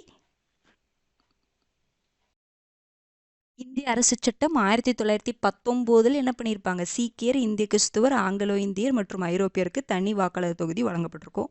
மின்டோ மார்லி சீர்திருத்தம்னா என்னதுங்க, இந்திய அரசு சட்டம் 1909. அப்போ முஸ்லீம்களுக்கு ஃபஸ்ட்டு அவங்களுக்கு தான் கொடுத்துருப்பாங்க, முஸ்லீம்களுக்கு அந்த தனி வாக்காளர் தொகுதி கொடுத்துருப்பாங்க. வகுப்புவாத அறிக்கை, இது வகுப்புவாதம் அப்படின்னு சொல்லிட்டு. ஓகேங்களா, அடுத்தது பார்த்தீங்க அப்படின்னா அடுத்தது பார்த்தீங்கன்னா சீக்கிரம் அந்த 1919 ஆக்டில் கொடுத்துருப்பாங்க. 1935 எஸ்சி எஸ்டி பெண்கள் ஒர்க்கர்ஸு அவங்களுக்குலாம் கொடுத்துருப்பாங்க. ஓகேங்களா, அப்போ இந்த ஆர்டரை நம்ம தெரிஞ்சு வச்சுக்கணும். அப்போ ஆப்ஷன் என்னங்க வரும், ஆன்சர் என்ன வரும், இந்திய அரசு சட்டம் 1919. பாருங்கள், இந்திய கவுன்சில் சட்டம் பாருங்கள், இந்திய கவுன்சில் சட்டம் 1919. அதை நம்ம என்ன சொல்லுவோம், இந்திய கவுன்சில் சட்டம் 1909ங்கிறத நம்ம மின்டோ மார்லி சீர்திருத்தம் சொல்லுவோமா. இதில் தான் வகுப்புவாதம் சட்டப்பூர்வமாக்கப்பட்டிருக்கும். முஸ்லீம்களுக்கான வகுப்புவாத பிரதிநிதித்துவம் அறிமுகம் செய்யப்பட்டது இங்கே. வகுப்புவாத பிரதிநிதித்துவம், நான் வகுப்புவாதம் சொல்லிட்டு வகுப்புவாத பிரதிநிதித்துவம் அறிமுகம் செய்யப்பட்டிருக்கும். மின்டோ தான் வகுப்புவாத பிரதிநிதித்துவத்தின் தந்தை. இந்திய அரசு சட்டம் 1919, இதை நம்ம மாண்டேகு செம்ஸ்வோர்டு சட்டம் சொல்லுவோம். இந்த சட்டத்தின் மூலமாக சீக்கியர், இந்திய கிறிஸ்தவர், ஆங்கிலோ இந்தியர், ஐரோப்பியர்களுக்கு தனி வாக்காளர் தொகுதி வழங்கப்பட்டிருக்கும். அதே மாதிரி இந்திய அரசு சட்டம் 1935 தாழ்த்தப்பட்டோர், பெண்கள் மற்றும் தொழிலாளர்களுக்கு தனி தொகுதிகள் வழங்கப்பட்டிருக்கும். ஓகேங்களா, 1909, 1919, 1935. 1909ங்கிறது இந்திய கவுன்சில் சட்டம், அதை நம்ம ஞாபகம் வச்சுக்கணும். ஓகேங்களா, அப்போ அவ்வளோதான், நம்ம 25 கொஷினை பார்த்துட்டோம். 25க்கு நீங்கள் எவ்வளோ மார்க் வாங்கியிருக்கீங்க அப்படின்னு சொல்லிட்டு லைவில் கமெண்ட் பண்ண வேண்டாம், நீங்கள் லைவ் முடிச்சுட்டு கமெண்ட் பண்ணுங்கள். அப்போ தான் நான் பார்க்க முடியும். அப்போ தான் நான் பின்னாடி எடுத்து பார்த்தோன்னா நீங்கள் எவ்வளோ மார்க் வாங்கியிருக்கீங்கன்னு பார்க்க முடியும். எந்தெந்த கொஷின்ஸ்லாம் கன்ஃபியூஸ் ஆச்சா இல்லை ஓகேவா அப்படிங்கிற மாதிரி உங்களோட ஃபீட்பேக்கை கண்டிப்பாக கொடுங்க. ஓகேங்களா, டைம் இவ்வளோ ஆகுதுன்னு நினைக்காதீங்க. இனி போக போக இன்றைக்கி பார்த்திங்கன்னா நம்ம 2 டாபிக் பார்த்துருக்கோம். வரலாற்று பின்னணியும் பார்த்துருக்கோம், அரசியலமைப்பு உருவாக்கம் பார்த்துருக்கோம். அதனால் உங்களுக்கு டைம் அதிகமாயிருச்சு. இனி போக போக சின்ன சின்ன டாபிக் டாபிக் முகவுரை, அரசியலமைப்பின் மூல ஆதாரங்கள், சிறப்பு கூறுகள் அதெல்லாம் பார்க்கும்போது நமக்கு டைம் கம்மியாகும். ஓகேங்களா? ஸ்டார்டிங்னால உங்களுக்கு டைம் அதிகமாகிடுச்சு. மற்றபடி போக போக உங்களுக்கு என்னதுங்க, நம்ம இன்றைக்கி ஒரு 2-3 நிமிஷம் வந்து நம்ம இன்ட்ரொடக்ஷன் கொடுத்தோம், அதனால் உங்களுக்கு டைம் ஆகிறதான். இனிமேல் அப்படி டைம் ரொம்பலாம் அதிகமாகாது. 1 மணி நேரத்துக்குள்ளே அந்த லைவ் டெஸ்ட் முடிகிற மாதிரி தான் இருக்கும். ஓகேங்களா? கண்டிப்பாக எக்ஸ்ப்ளனேஷனும் கொடுக்க வேண்டியது இருக்குது. அப்போ தான் ஓரளவுக்கு படிச்சுட்டு வந்தவங்களுக்கு ரிவிஷன் பண்ணுறதுக்கு ஹெல்ப்ஃபுல்லாக இருக்கும். அதுக்காக தான் முன்னாடி ஃபுல்லாக படிச்சுட்டு வந்தவங்களுக்கு இது கொஞ்சம் என்னவாக இருக்கும்னா டைம் எடுத்துக்கிற மாதிரி இருக்கும். ஆனால் ஓரளவுக்கு படிச்சுட்டு வந்தவங்களுக்கு இது என்னவாக இருக்குன்னா ஒரு சப்போர்ட்டிவாக இருக்கும், ரிவிஷன் பண்ண மாதிரி இருக்கும். ட்ராவல் பண்ணும்போது கேட்குறக்கு அது மாதிரி ஹெல்ப்ஃபுல்லாக இருக்கும். அப்படிங்கிறக்காக தான் நம்ம எக்ஸ்ப்ளனேஷனுக்கு டைம் எடுத்துக்கிறோம். திரும்ப திரும்ப ஒரே பாயிண்ட்டை சொல்லிட்டு வரோம். ஓகேங்களா? அதனால் ஏன்னா முன்னாடியில் அப்படி தான் சொல்லுவாங்க, சொன்ன பாயிண்ட்டையே திரும்ப சொல்லாதீங்க, இதாகுது, இரிட்டேட் ஆகுது அப்படிங்கிற மாதிரி. இரிட்டேட் ஆகுதுன்னு சொல்லுவாங்க. அது போக டைம் அதிகமாக எடுத்து, எங்களுக்கு டைம் இல்லைங்க, நாங்கள் கொஞ்சம் டைமில் தான் படிக்கிறோம், அதில் வந்து இவ்வளோ திரும்ப திரும்ப ஒரே விஷயத்தை கேட்குறது வந்து ஒரு மாதிரி இருக்குது, டைம் அதிகமாக எடுத்துக்குது அப்படிங்கிற மாதிரிலாம் சொல்லியிருக்காங்க. ஆனால் இதை வந்து நம்ம ஏற்றுக்கிட்டு தான் ஆகணும். ரிவிஷன் பண்ணுற நம்ம திரும்ப திரும்ப படிச்சுட்டு தான் ஆகணும். டயர்டாகாமல் ஒரு விஷயத்தை நம்ம திரும்ப திரும்ப படிச்சுட்டு தான் இருக்கணும். ஏன்னா நம்ம எந்த விஷயத்தை வந்து நம்ம ரிவிஷன் பண்ணாமல் விடுறோமோ அதுதான் நமக்கு எக்ஸாமில் நம்மளை காலை வரி விடும். நம்ம படிக்காத கூட கரெக்டாக அட்டன் பண்ணிடுவோம், ஆனால் படித்தது தான் தப்பாக அட்டன் பண்ணுவோம். ஓகேங்களா? அதனால் ரெகுலராக வந்து லைவ் டெஸ்ட் அட்டன் பண்ணுங்கள். நான் டெய்லியும் பார்ப்பேன் யார் யார் வர்றீங்க அப்படிங்கிறத கண்டிப்பாக நான் பார்ப்பேன். லைவில் பார்க்குறோம்ல, கண்டிப்பாக தெரியும். அது போக பார்த்தீங்கன்னா நீங்கள் கமெண்ட் பண்ணுங்கள், எவ்வளோ மார்க் வாங்கியிருக்கேன்னு கமெண்ட் பண்ணுங்கள், உங்களுடைய ஃபீட்பேக்கை சொல்லுங்கள். ஓகேங்களா? அதுக்கான ஃபீட்பேக் அப்படிங்கிறது எனக்கு கொஸ்டின் இப்படி இருந்துச்சுங்க, பரவாயில்லைங்க, மாட்ரேட்டாக இருந்துச்சு, என்னால் இதை பண்ண முடிஞ்சிச்சு, இதெல்லாம் பண்ண முடியல, ஒரு லைட்டாக ஒரு 1 சென்டென்ஸில் உங்களுடைய ஃபீட்பேக்கை கொடுங்க. அப்போ தான் எனக்கும் தெரிஞ்சுக்க முடியும். ஓகேங்களா? அப்போ தான் இன்ட்ராக்டிவ் செஷனாக இருக்கும். ஓகேங்களா? லைவ் முடிச்சுட்டு கொடுங்க அதை. ஓகேங்களா? லைவ் போக போக கொடுத்தீங்கன்னா தெரியாது, லைவ் முடிச்சுட்டு கொடுங்க. ஓகேங்களா? லைவ் போகும்பொழுது உங்களுடைய ஆன்சர்ஸை மட்டும்தான் நீங்கள் கமெண்ட் பண்ணணும். லைவ் முடிச்சுட்டு தான் உங்களோட மார்க் எவ்வளோன்னு கமெண்ட் பண்ணுங்கள், உங்களோட ஃபீட்பேக்கை கொடுங்க லைவ் முடிச்சுட்டு வீடியோ வந்ததுக்கப்புறம். ஓகேங்களா? அடுத்த லைவில் சந்திப்போம். நன்றி.